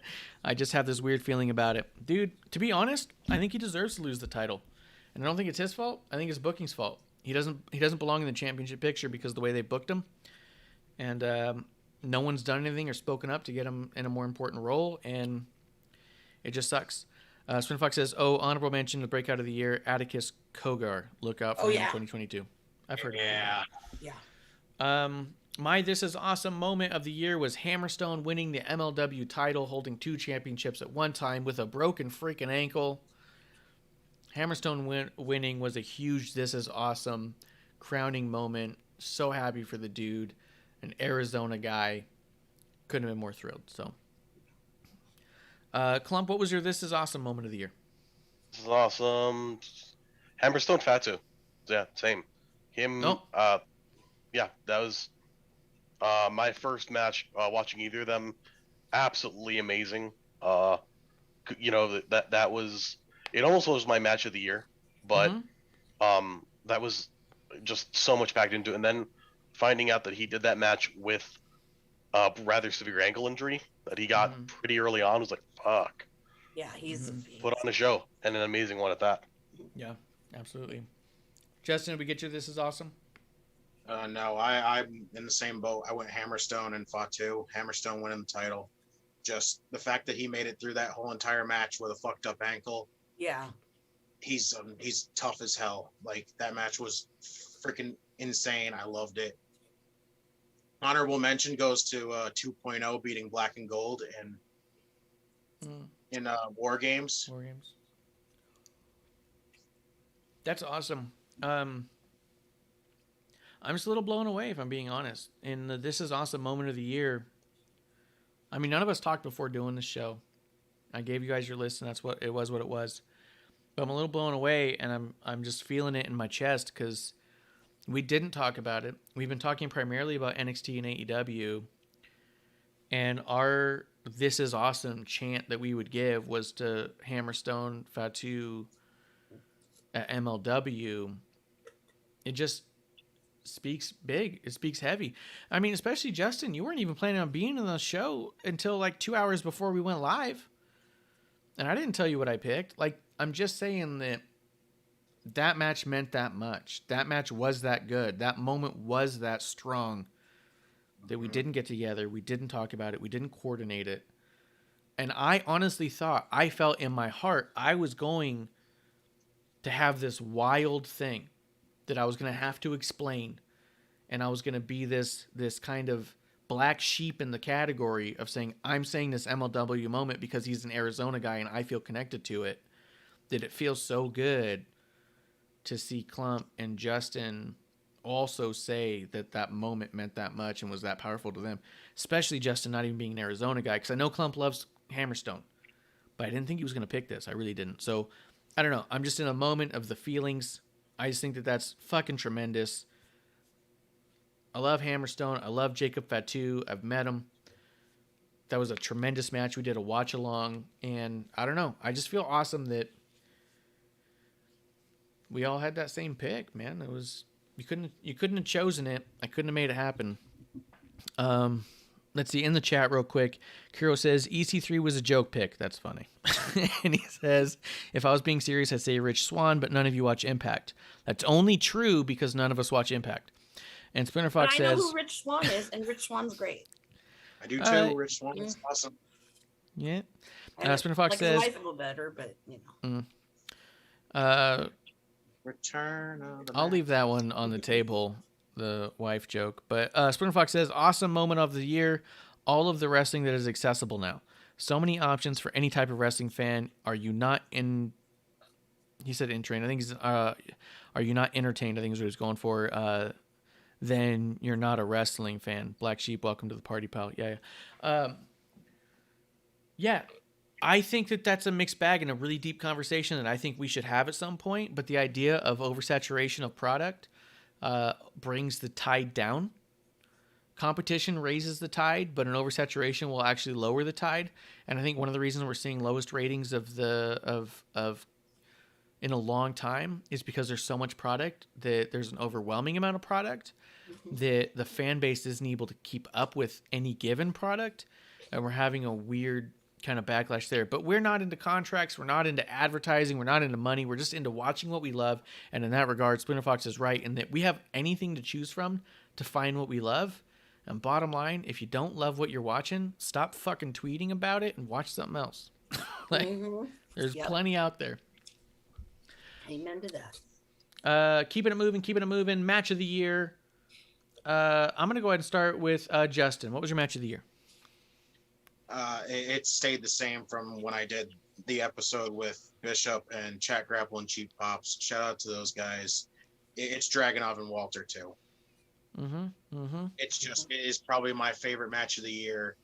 The two of them beat the ever living shit out of each other, and just the fact that Ilya tapped out Walter, it just makes the ending even more better. Like it is probably my favorite match of the year. Like this year, I do have honorable mentions: Brian and Omega, Hangman and Brian, and then freaking the War Wangman. Games match. Yeah, Wangman. Yeah. And then the men's War Games match. Did you not see Roman versus Daniel Bryan? No, I loved Roman and Bryan. And you still liked Omega, Bryan? Yeah, I liked Omega and Bryan. It to me, again, I know everyone was like, oh, it ended in a time limit. I love the match. All right, you love the match. I would just, out of curiosity, if you watch those matches back to back, be curious what Or even, you know, it'd be neat if you put them both up on your screen at the same time and figured out which one you were drawn into. They're both good. They're both very, very good. It was I'm probably serious. the Omega one. It was probably the Omega one more than the Hangman one, sadly. And I love the Hangman and Bryan one, but I love the Omega one just a little bit more. Well, and also the Roman one. And the Roman one is Fucking killer. incredible. Amanda, match of the year. Well, my first one really was Fatu and Hammerstone. So good. That was just so good. And I mean, I mean, all the feels with that one. I mean, that one was just, and then, yeah, it's like, that's how I feel. Like everybody, when he got injured, we knew that he was injured with that broken ankle. It was like, whoa. Oh, yeah. That's intense because obviously I've seen Oos wrestle a lot and Oos is a strong mofo. Yeah. So I think that's, you know, that's something to say right there. I mean, Yeah.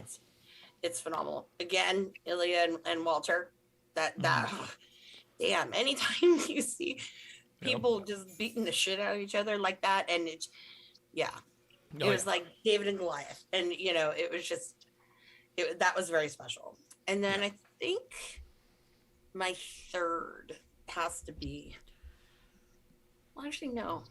Well, you didn't have to have three. No, I was thinking, you know, I have a lot, but no, actually, no, I don't. Those are probably the two that really stand out to me. So for me, for match of the year, the first thing that came to mind was Ilya versus Dragunov, and I know that producer lady was definitely saying that there's no way we could get away with not talking about Maiko Satomura versus Kaylee Ray, which was also a fucking banger match.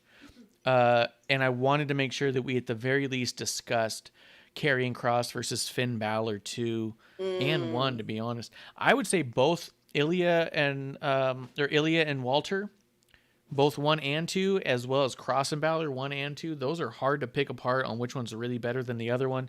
Yeah. But Maiko Satomura and Kaylee Ray was definitely one that people did not give enough credit to or put the microscope on, that definitely deserved to have that look on it. Maiko Satomura in NXT UK has been something else, like incredible. But yeah, Ilya and Walter, Kross and Balor, Maiko Satomura and Kaylee Ray. It's hard to go ahead and pick on that one, so I won't try to dig in too much. Kiro says AEW's move to TBS screwed the Canadian market out of watching AEW, so there's even less wrestling to watch in Canada now because Impact doesn't air on Fight Network anymore either, leaving WWE as the only competition for Canadian wrestling fans. I mean, do it illegally. I do it. Jesus Christ.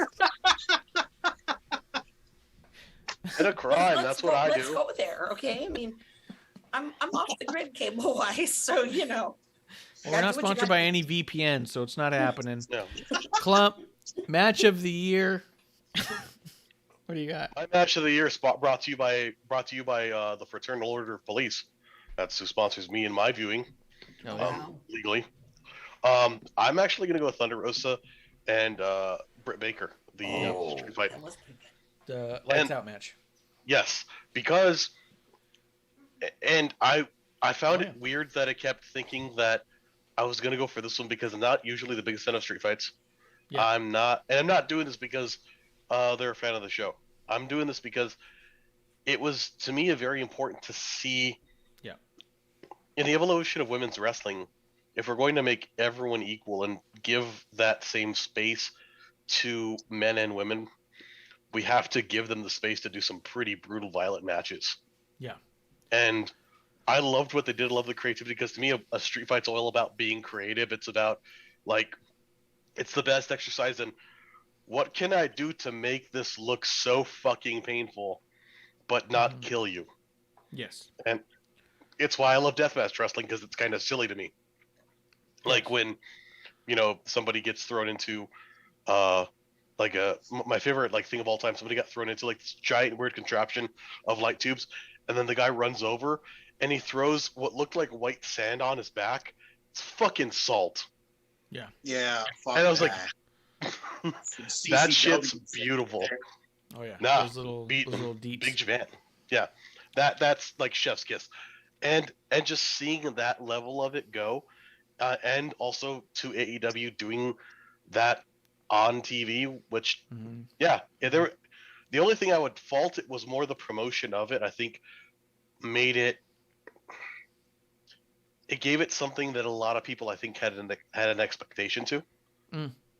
Because I did see some things where people were a little bit like expecting more of it, but that's just when you promote any main event to that level, it's going to happen. But I thought it was fantastic. I was happy to get to see it, and I thought that was my match of the year because it was something unique that I hadn't seen before. Yeah, absolutely, I agree. Sprinter Fox says match of the year for him: Thunder Rosa versus Britt Baker, Lucha Bros versus Young Bucks. I'd be curious which one because they've had, I believe, 15 matches. Kingston versus Miro, and honorable mention to Allen versus MJF, and Ray Phoenix versus Omega. Sure, man. I'm going to pivot off of Klumps and move straight into Female Superstar of the Year. I had Thunder Rosa, and part of it was because of the match that you mentioned as your match of the year. Thunder Rosa versus Britt Baker happens and is important because of who Thunder is and what she puts into this. The idea that she's been doing what she's been doing with Mission Pro. Yep. The idea that she understands the level of violence that's needed to take it to an extra level. It wasn't gratuitous at the time. Something that happens, I think, that AEW gets criticism for, and I honestly believe rightfully so, is that a lot of the guys specifically cut themselves a lot, and they do it openly. And it's not well hidden. And whether that's a production issue or a wrestler issue, I don't know. That's a different conversation. But the idea is that there's a gratuitousness to violence and to blood and to cutting yourself live on TV. And then there's a usefulness of drama brought to a match utilized by blood. And I think that this women's match was so important in putting the women in that conversation of violence that's necessary for the believability of the sport and the ability to lose yourself in it. And I thought that Britt and Thunder Rosa definitely brought it to there. And I feel that, to me, Thunder Rosa was an easy pick for Female Superstar of the Year because of what she's done there, what she did as NWA champion, what she does in Mission Pro, what she did in bridging the gap between AEW and NWA as champion, what she did into giving the title over to Serena Deeb, letting her carry that torch. What Thunder Rosa does for women's wrestling outside of WWE, I think, is not measured on the level that people give it credit to. I think it's really easy for us as fans to say Becky Lynch elevates the wrestling division in WWE. Bianca Belair elevates that division in WWE. It's really easy to say, Mickie James is elevating Impact. What Thunder Rosa is doing is elevating women's wrestling. Thank you. Across the board. She doesn't care if it's AEW, NWA, Mission Pro Wrestling, Warrior Wrestling. Bottom line is women's wrestling needs to be more important, more believable, and the draw. And that's Thunder's mission, and it's clear in what she does from the outside looking in. I've never talked to her about it. I don't know how she feels about it, but I feel like that's where her heart is at, and that's where she's putting it out there, and it's easy to see if you just take a step back. And to me, that's why it was easy to say Thunder Rosa Female Superstar of the Year.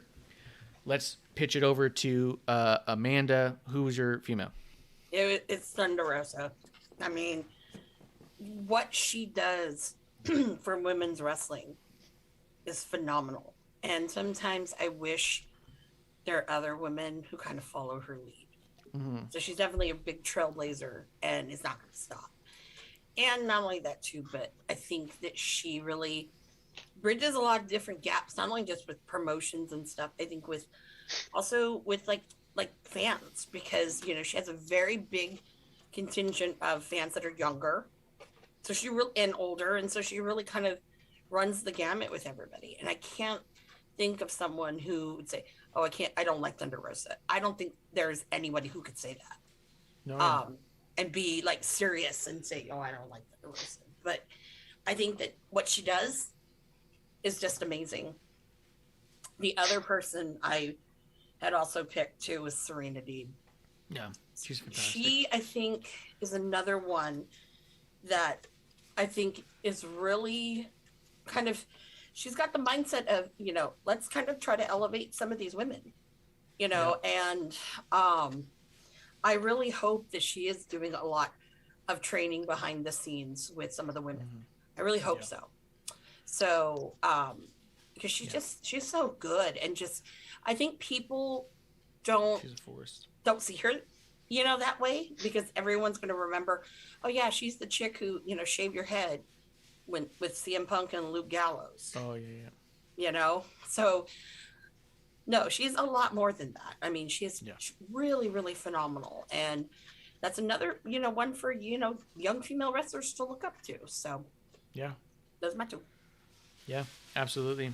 I don't think people can talk about Trish and Lita being trailblazers and try to negate the idea of what Thunder and Serena Deeb have done in the past year or two in any kind of lesser light. Justin, we're going to go to you, female superstar of the year. Yeah, it was Thunder. She always elevates everything she does. I wish I could get, and I haven't gotten to see any Mission Pro, and I want to so bad. She's now to me replaced a certain somebody who we don't talk about anymore as probably the best female wrestler you're going to see today. Yeah. If you go to missionprowrestling.net, you can usually find links to some of those things. I will say it's all pay to play, and that's a little bit of unfortunate, but it is what it is. It's a small promotion, and they need to keep the lights on, so to speak. I would not. Disclaimer. I actually pay for Mission Pro. I would not do my. Yeah, Tony Khan has enough money. He doesn't need my money. I got you there. Right before we go to Klump, let me hit the chat real fast. Kuro says, laugh at me. My match of the year is Christian Cage and Jurassic Express versus Super Click. I will laugh at you. Spinner Fox says, female of the year, hands down, Thunder Rosa. The grind she was everywhere in 2021. Mission Pro, Impact, NWA, Warrior Wrestling, GCW, and AEW, baby. Plus, she makes everyone that is in the ring with her a star. Can't argue any of those points. Kuro says, female star of the year for him. Utami Hayashishita. I'm not familiar with Good job on the pronunciation. Fantastic. I took my time on it. I'm Spinner proud Fox of you. says, honorable mention, Bailey. That would be the only one that would even touch Thunder Rosa. Spinner Fox, you weren't here for night one. I try to keep all my WWE main roster stuff over there. Bailey's gonna probably own 2022. It's gonna be tough to probably beat, but that injury really took her out. Spinner Fox says, Title Match Network is where to buy Mission Pro Wrestling. That is where I buy it. Yep, absolutely. Klump, female superstar of the year. I'm not gonna have a surprise for you. It'll be Serena Deeb for me as well. Nice. And it was very close with Thunder Rosa. I think, to me, what made Serena Deeb edge out for me was that the journey they've had leading up to this point. Mm-hmm. Like, I had to give that context. Like, this person's had a fucking hell of a career. Yeah. They've done everything from literally shaving their head, which I find kind of like crazy that they're willing to do that, to be in the spot on the main roster, to being a coach. Her and Molly leading. Holly are the only two I can think of. Yeah. So to be here now and then performing again and be top tier, no arguments in women's wrestling, period. Hell yeah, Serena Deeb. Yeah, and I think also to just shine a light on it, the idea that we're arguing between Thunder Rosa and Serena Deeb, what a fucking cool world that we're in right now, right? Like, just from the Thunder Rosa perspective, that she is in, 5 or 6 years been wrestling, and we can't tell if she's better or not than someone who's been doing it for like 16 years. Yeah. Like, that's not a consensus. Like, fucking just nothing but praise for both those women. It's incredible what they're doing. Let's move it along. Male superstar of the year. I'll go ahead and start it off because I want to see where this conversation goes. I actually put right before Kiro says Utami Hayashishita is 23 and already a multi-time Stardom and other Japanese promotions champion and fun to watch. That's fair. I think Stardom, I mean, let me ask an objective question to the group. Is Stardom that popular, or is Meltzer just that obsessed with it? It's pretty popular, but I think it is also like it would not have the presence it has on internet wrestling if not for Meltzer. Okay. Like far and away. I'm not trying to shit on it. Safe. Yeah. But I don't find it a thing that I ever see or hear about. Justin, go ahead. I see a lot of people talk about it. So I can't really give any. I've always heard it's good. I've always heard it's phenomenal, but I don't. Again, I haven't gotten to delve into it, so I can't give any say on it at all. Okay. Amanda, you might know. Kiro says Stardom is insanely popular in Japan. That's kind of it. Is Stardom close? Like, I kind of don't understand where it lies in the idea of promotions. Is it closer to like a Shimmer here in America, or is it like an Impact but with women? You know what I mean? Or is it like an AEW where it's like a number 2? Like, if you had to liken it to a promotion in this level of popularity, because I know that NJPW and DDT. I would liken it a lot to Shimmer. I'd liken it a lot closer to DDT, unfortunately, than AJPW. And a lot of the stuff I see, like, it's not bad, but it does seem very reliant, or at least what I see a lot of is great matches with a heavy focus on the comedy spot aspect, which isn't bad. I'm not knocking that, but that's what I see. That's what I've seen a lot of, and that might be out of nowhere, maybe a bit uncalled for, maybe. Okay, so here's some good stuff in the chat too. Splinter Fox says, "Sheeta versus Deep 3, can't wait. Have to give it to Sheeta too. That'll be cool. They've been doing good together." Kiro says Stardom is insane. Or Splinter Fox says, "I would say Stardom is more hard hitting than States Women's Wrestling, but that is changing now." Kiro says Stardom is NJPW but with women, and Sprinter Fox says Stardom is getting matches on Wrestle Kingdom, so that says something, and that does. So that's notable. Okay, so cool. I'm not trying to knock it. I'm trying to learn. That's all. All right, cool. So moving along, the last two categories, we have Male Superstar of the Year and Superstar of the Year. For me, Male Superstar of the Year, I put Ilya Dragunov. I feel like that what he's done in 1 year's time, he main evented WrestleMania and has a killer match with Roman Reigns on SmackDown as he leaves the company, in which that Roman's even able to say, I beat him so bad he had to leave. But also in a match where in the match you couldn't tell if he was going to win or lose. And now Bryan moves on. Wait, what am I talking about Dan O'Brien? I was reading them in the wrong order. Male Superstar of the Year, Ilya Dragunov. Ilya Dragunov had to... I was like, what? Yeah, I moved over. Ilya Dragunov... It's only episode 1, guys. It's not a big deal. Ilya Dragunov... It's a big deal. Had to step into the role that Pete Dunne and Walter set for him. And those are massive shoes to fill.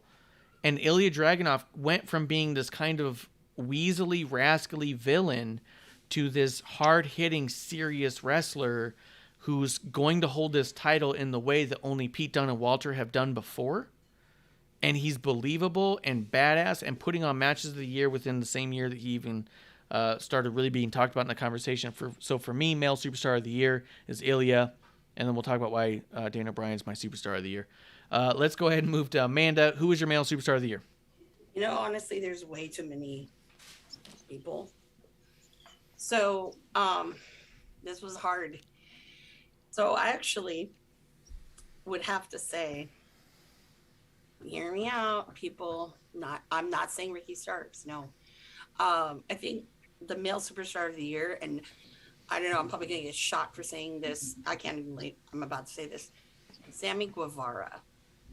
Wow. He's come out there, and I think personally, he's done a big 180 in his career. He's not as botchy as he used to be, because I used to talk shit about that. But I think that he's become very, very lovable. So for me, it's Sammy Guevara.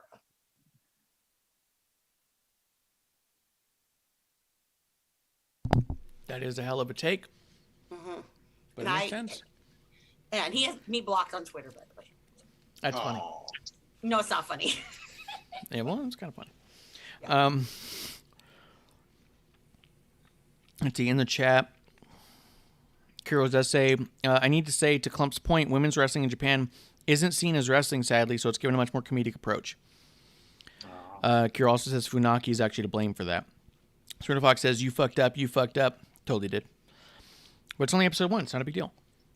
He does say male wrestler of the year, Eddie Kingston. So many great matches and a whole lot of losses. So shouts to the jobbers. Kiro says... Or Eddie. Man, What? okay, so here's a question. Do you feel with Eddie Kingston that the way he was booked this whole year, it was horrible? I mean, Yeah, I like a feel punk. that. Huh? They punked him out. He got watered Yeah. down.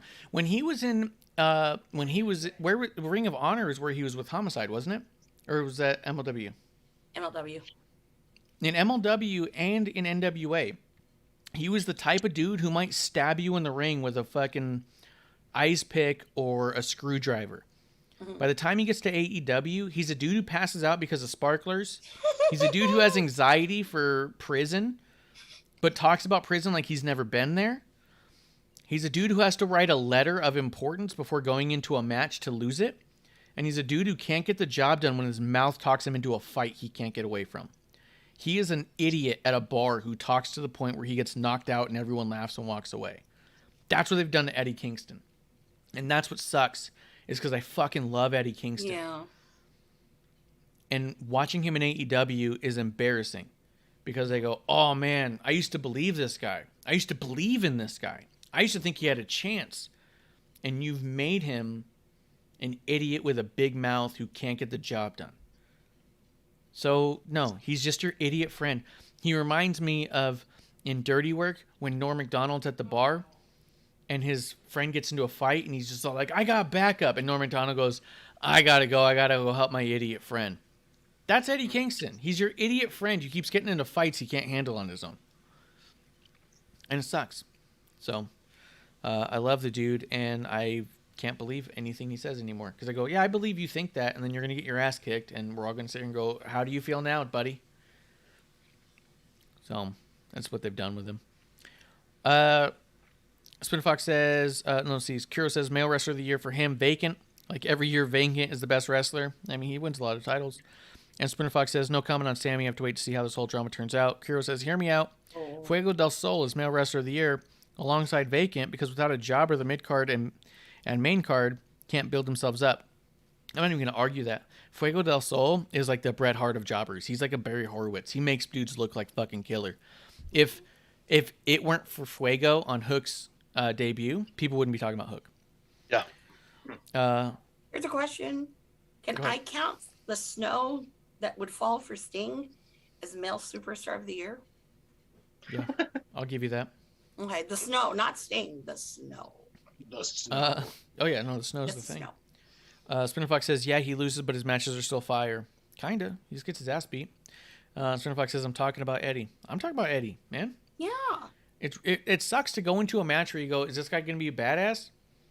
And then you just see him get his fucking ass kicked every time. You go, oh, he just got a big mouth. He never recovered from the sparkler incident. No. No. I don't think he ever will at that They never promotion. talked his way out of that. Let's see. So that was my mail. We got your mail. We got Justin's mail, right? No, What was yours? I got Bryan Danielson. Oh, yeah? Hands down. Go ahead.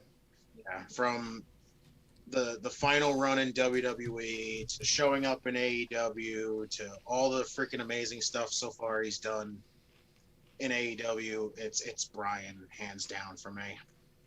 Awesome. Klump? For me, for male, I have Finn Balor. Nice. And yeah, it was a bunch of stuff really early on, but I kind of put it in the context of with so many people being released and so many people really struggling, Finn Balor who a lot of people were kind of just like, you know, at points hoping for him to be released so he could do something else and go somewhere else and be appreciated. Went back to NXT, had this career resurgence, made a bunch of people look absolutely amazing. Yeah, that all day long. That's amazing. Like an absolute killer worker. Yeah. Oh yeah, he made NXT for that year for sure. Mm-hmm. Well, then let's wrap it up. For me, that brings it to Superstar of the Year. For me, I put Daniel Bryanson, because why not? That's what I call him now, Daniel Bryanson. He goes from WrestleMania main event to having a killer Roman Reigns finale that Roman Reigns ties into his own character, and then moves on to AEW, where he's putting on matches that the AEW crowd isn't used to seeing, in a way that they're talking about match of the year, and they're putting Daniel Bryan matches down. And a lot of these Daniel Bryan matches are the exact opposite of AEW classic matches. They are slow, they are methodical, they are long-paced with small spots.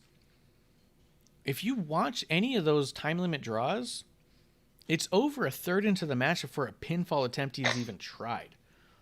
You know what I mean? Like, a lot of times in that one with Omega, there was like 15 minutes before they even started doing moves. Like, they were just punching and kicking or standing there for the first like 10 to 15 minutes. This is not what the AEW fan base is used to, what they typically like, what they want. But he's making them excited about it and love it and talk about it as being the greatest match they've seen all year. So for me, nobody's on top of the world like Daniel Bryanson right now. He's getting it all. From main event to WrestleMania to match of the year in AEW, he's doing it all. Klump, who was your superstar of the year? Superstar of the year for me, it's got to be Hangman. And I know we knock him a lot, but I can't think of a more needed feel-good story for the promotion and for wrestling overall. You know, for the internet wrestling community, Hangman is such a big part of that community and so important to so many people. To see him get the belt, that's an amazing time. Yeah, as much as I give Mike a ton of shit for saying how much he loves the Hangman Page story because it's about the magic of friendship, at the end of the day, there's a fan base like Micah out there that needs to know that the magic of friendship can get you gold. I guess. Justin, superstar of the year. Go ahead. You and me agreed again. It's Bryan Danielson. He, again, just going from the entire WrestleMania stuff, even before that, to cap it off in WWE with an amazing Roman feud, and then heading to AEW, and like you said, it seems like he's having matches that just the AEW crowd is not used to, but they're loving it anyway. I'm loving it. I think it immediately went to Bryan. Awesome. Before we get to Amanda, because we're going to give Amanda the final word, Spinner Fox says, F Bryan, he is a prick, never liked him, never. He says, Bryan, he goes, LOL, you want to talk about Eddie Kingston losing? Bryan is the same. He just can't win the big one every time. Joke artist. The thing about losing, Spinner Fox, is you have to lose. And Daniel Bryan hasn't lost once. He's not a loser if he never loses. Eddie Kingston loses. Eddie Kingston definitively gets pinned every time. Daniel Bryan is not only not losing, but the world champions in Adam Page and Kenny Omega aren't good enough to beat him. The fact that Daniel Bryan isn't winning isn't a loss. It's the fact that those world champions, those guys that are set out in AEW to prove that there's a different generation of wrestling coming, that there's bigger and better wrestling in the world, that WWE is not the end-all be-all, are not good enough to beat someone who's been in the main event of WrestleMania. That's what that tells me. Kenny Omega's not good enough to win against Daniel Bryan, 30 minutes or not. Hangman Page is so bad, he couldn't win in 60 minutes with Daniel Bryan. Now he's so bad, he's in another match with Daniel Bryan. He's never successfully defended the title. He's just not lost in time. So, not at all. Daniel Bryan is so good that your winning champions can't beat him, whether or not there's a time limit or otherwise. Kiro says, Superstar of the Year for me is Shingo Takagi. And Spinner Fox says, Wrestler of the Year, Cody. That's funny. That's funny. He's just talking shit. Okay. He says, Spinner Fox says, lost to Roman. He can't beat Omega or Hangman. Get the fuck out. He will win by a judge score on the way to win title. He will win by the judge score. He didn't have to beat Omega and Page. He just had to prove that they couldn't beat him. And he did that. Because he toyed with them. Also, watch the match. In both those matches, over half the match, Daniel Bryan's not trying. He's pandering to the crowd. He's walking around. He's not even trying to make contact. He's not trying. He's just proving that they can't win. He's not trying to win. Watch it again, but this time actually watch the match. Amanda, Superstar of the Year. Who do you got? Oh, you guys are going to make fun of this one. Yeah, we will. Matt Cardona. Oh, yeah. That's a good one. And let me tell you why. Matt Cardona. Okay, it's a step above that, the male thing. But to see, because I've always been a fan of Zack Ryder, that kind of lovable loser whole thing. And I loved Z True Island. That's when I watched WWE. But to see what he's done this whole year with him wrestling, yeah, there was those one-offs here and there, but it's with GCW. Yep. Where that just was fire. I never expected to see this side of him. I remember when Gage lost the belt to him. Oh my God. I thought that place was going to burn down. I really did, at the Showboat or whatever they call it. Yeah. Incredible. In Atlantic City. And the heat. I've never, ever seen that much heat from somebody who, everyone's like, he's a good wrestler, or whatever. But the heat he brings, it's incredible. Like absolutely like incredible. And I think that, and even he's taking it out into social media and all of that other things. And I think it's amazing. I don't listen to his podcast, so I don't know if he's bringing some of that in. But I will say that everything he does this year and has done is money. And I think that, if you haven't seen him in one of these GCW situations, you need to. And especially that Gage match, because I didn't think he had it in him, to be quite honest. I thought it was going to be like David Arquette 2.0. And I was there for the David Arquette one. But no, he surprised me. I didn't think he was going to bump or anything. I did not think that. But no, he got in there and mixed it up. So that's my Superstar of the Year. Yeah, the stuff with Alley Catch, with Alley Catch. Oh yeah, Alley Catch. Oh yeah. Right now, I love this stuff right now. It's phenomenal. Oh yeah, his tag with Chelsea and then against Alley Catch and Effie. Oh my God, amazing! This is amazing stuff. Yeah, Cardona is really one of the most inspirational people in all of wrestling. He's also like, in all the backstage podcast interview edits I've done for people and stuff, seeing the stuff that's not always aired with Cardona, he's like top 5 favorite people in the industry. He's just always works to maintain a positive attitude, talks outright about how it's difficult to do because he's typically a negative person and he just has to help himself think positively. Is such a cool and inspiring approach, because a lot of people who talk about thinking positive talk about it like it's just the default, and it's not for a lot of people. And he talks about the work of that. Always Ready isn't just physical shape. It's about mental shape. And Cardona, to me, just exemplifies the idea of making the most out of whatever you got, being appreciative and being grateful of everything you have, and never not learning. Like, he's taken everything. The fact that he says that WWE was his developmental is genius. Because also, if it's not your developmental, you fucked up. If WWE, if you get there and then leave there and say, well, I've learned everything I've got to learn, then yeah, you're done. You know what I mean? Like, Cardona's incredible in all of that. He's getting married tomorrow. He's getting married tomorrow? Him and Chelsea. Well, Yeah. rest in peace. Hey. What? What? Congrats, I guess, but rest in peace realistically. Like, fuck. What? What? What'd I say? Come on. What? What'd I say? Got it. Kiro does say, can I say Damian Priest was my favorite to watch almost all year until the past month? That makes sense. That's cool. Spinner Fox with another terrible take. Spinner Fox should really be hanging out with Bishop now I think about it. Yeah. Spinner Fox says, but Brian is not the champion, so what the fuck? Brian is a true dumbass. Dude, you don't get it. Brian has been a real champion at an actual company where it matters. He doesn't give a shit about that title. That's the point of it. He goes in there and toys with your champions because he knows that that championship is a toy in and of itself.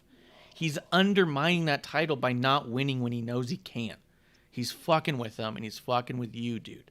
That title is a toy because he's been a real champion where it actually matters. All right? Leave him alone. No, fuck this kid. I'm just playing. Let him hate him. I don't know why he's not friends with Bishop. Spinner Fox says, Matt Cardona, yes, we finally agree, Amanda. Another person that is on the grind. Cardona and Thunder are always ready. That's correct, but you didn't spell it with a Z. It's supposed to be with a Z. Spinner Fox says, we all know he didn't really quit GCW. He is going to win the Battle Royal and be the next contender to Mox's title. Shout out to Mox. Get well, Mox. Do you really think they're really going to go with Mox and Cardona for the GCW title? That would seem like a fucking cop-out. Yeah. Cardona? Yeah. That would be such a cop-out. But I think, though, this is just me thinking, is I think that someone else is going to take that off of Mox, not Cardona. Didn't they strip Mox the title, though? I thought they did, yeah. Yeah. I thought they did because of the rehab thing. Mm-hmm. Or do they just let him have it until he comes back? I don't know. I thought they stripped it off him. I thought they did, too. I thought they did, too. Yeah. Spinner Fox says, nah, F Bishop. Well, he's right on that, if I'm being honest. That's a good take. That's a good take. Kiro says, Bishop Superstar of the Year from outside WWE promotion would be Scott D'Amore. That's pretty good. Oh, yeah, Scott D'Amore's great. Spinner Fox says, I don't want to get sued by Cardona, so I spelled it right. That's funny. You're not trying to hit up that copyright infringement. Yeah. That's pretty good. Yeah. He'll get you. Yeah, he's going to get you on that Z, pal. He's a Disney guy. He knows about copyrights. Mm-hmm. He gets contracts. Yeah, he understands contracts. I do not, is the thing. Any final thoughts on anybody? Klump, anything you thought we missed that you wanted to make a shout out of? Any honorable mentions or anything? Nah, I'm good on my end. Good. Amanda, any final thoughts? Yeah, I just wanted to say that, yep, I think there's a lot of good stuff happening in NXT and AEW. It's just, my thing is, it just needs to be booked right. And NXT is doing a good job.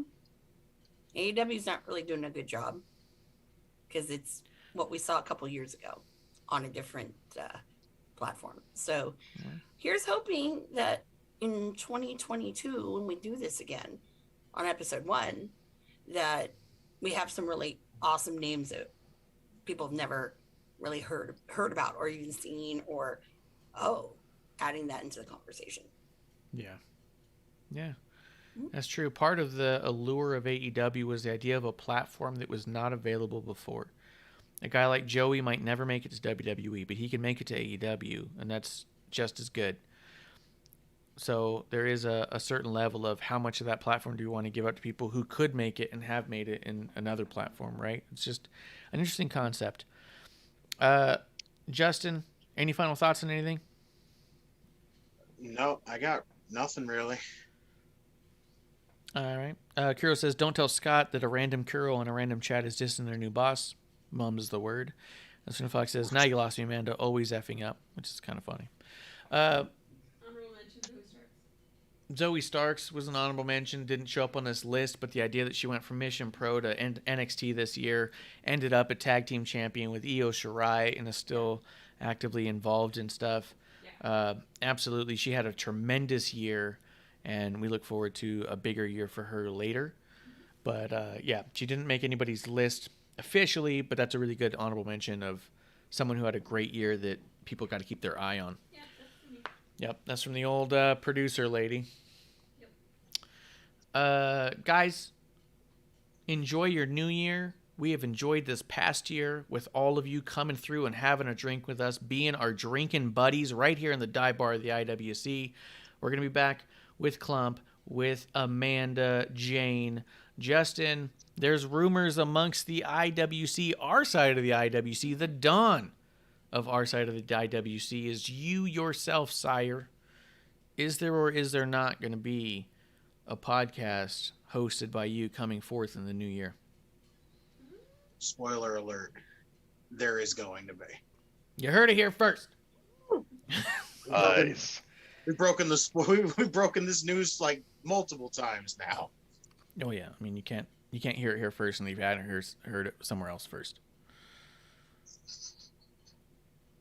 But We'll absolutely, you heard it here first. We'll you pretend. heard it here first. Kiro does have a final question. I need to ask what everyone's most anticipated is for 2022. I think that goes back to what we had to get me buzzing, right? Anticipated stuff. I think right now, really when we really anticipate the idea of 2022, we're excited to see with what everyone has as a platform in front of them, what they're going to utilize that with. Because now there's a lot of talent that is out there. There is a lot of signed talent. There's a lot of unsigned talent. There's a lot of people who have a lot of projects in the works that aren't talking. We are just excited that 2022 is going to be a better year than 2021 when it comes to wrestling. So if you like 2021, buckle the fuck up. Sprinter Fox says the producer gave all the words that that ugly done dude awards. I will always tune in to prove Marsh wrong. I mean, that's true. Someone's got to. Someone's got 2022. Yeah. You know what I want? Marty? The dude this side. The Yeah. dude that's sitting behind my shoulder. I want him to come back. It'll be interesting. Yeah.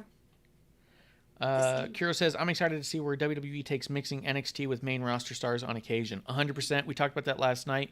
The idea of Grayson Waller, or I didn't talk about it last night. We talked about it on Terrible Wrestling Takes, CWT's podcast. We talked about the idea of Grayson Waller maybe being a blueprint for the potential future of developmental with WWE. That you start in NXT, you get partnered with somebody, much the same as they did in the original iteration of NXT, with a pro and a mentor and a rookie. Maybe so. So I'm excited to see that too. But we're going to be here. We are going to be here to break it all down with our guests and our faves, Crybaby Klump, Miss AmandaJayne, and you will definitely be seeing JustinTime 211 down the line. So give him a follow because he's going to be having a podcast, and hopefully he'll be inviting us on to have a drink with him as well. Guys, thank you for coming by and having a drink with us all year. And we look forward to this next one. Happy New Year. Happy New Year. Stay safe. Happy New Year, y'all. And cheers. That's last call right here in the dive bar of the IWC. Cheers.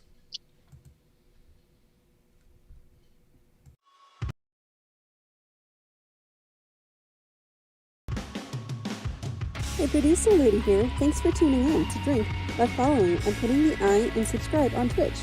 Or subscribe and review our podcast on Apple Podcasts or wherever you listen to us. Cheers! I would never have a drink with wrestling on the rocks.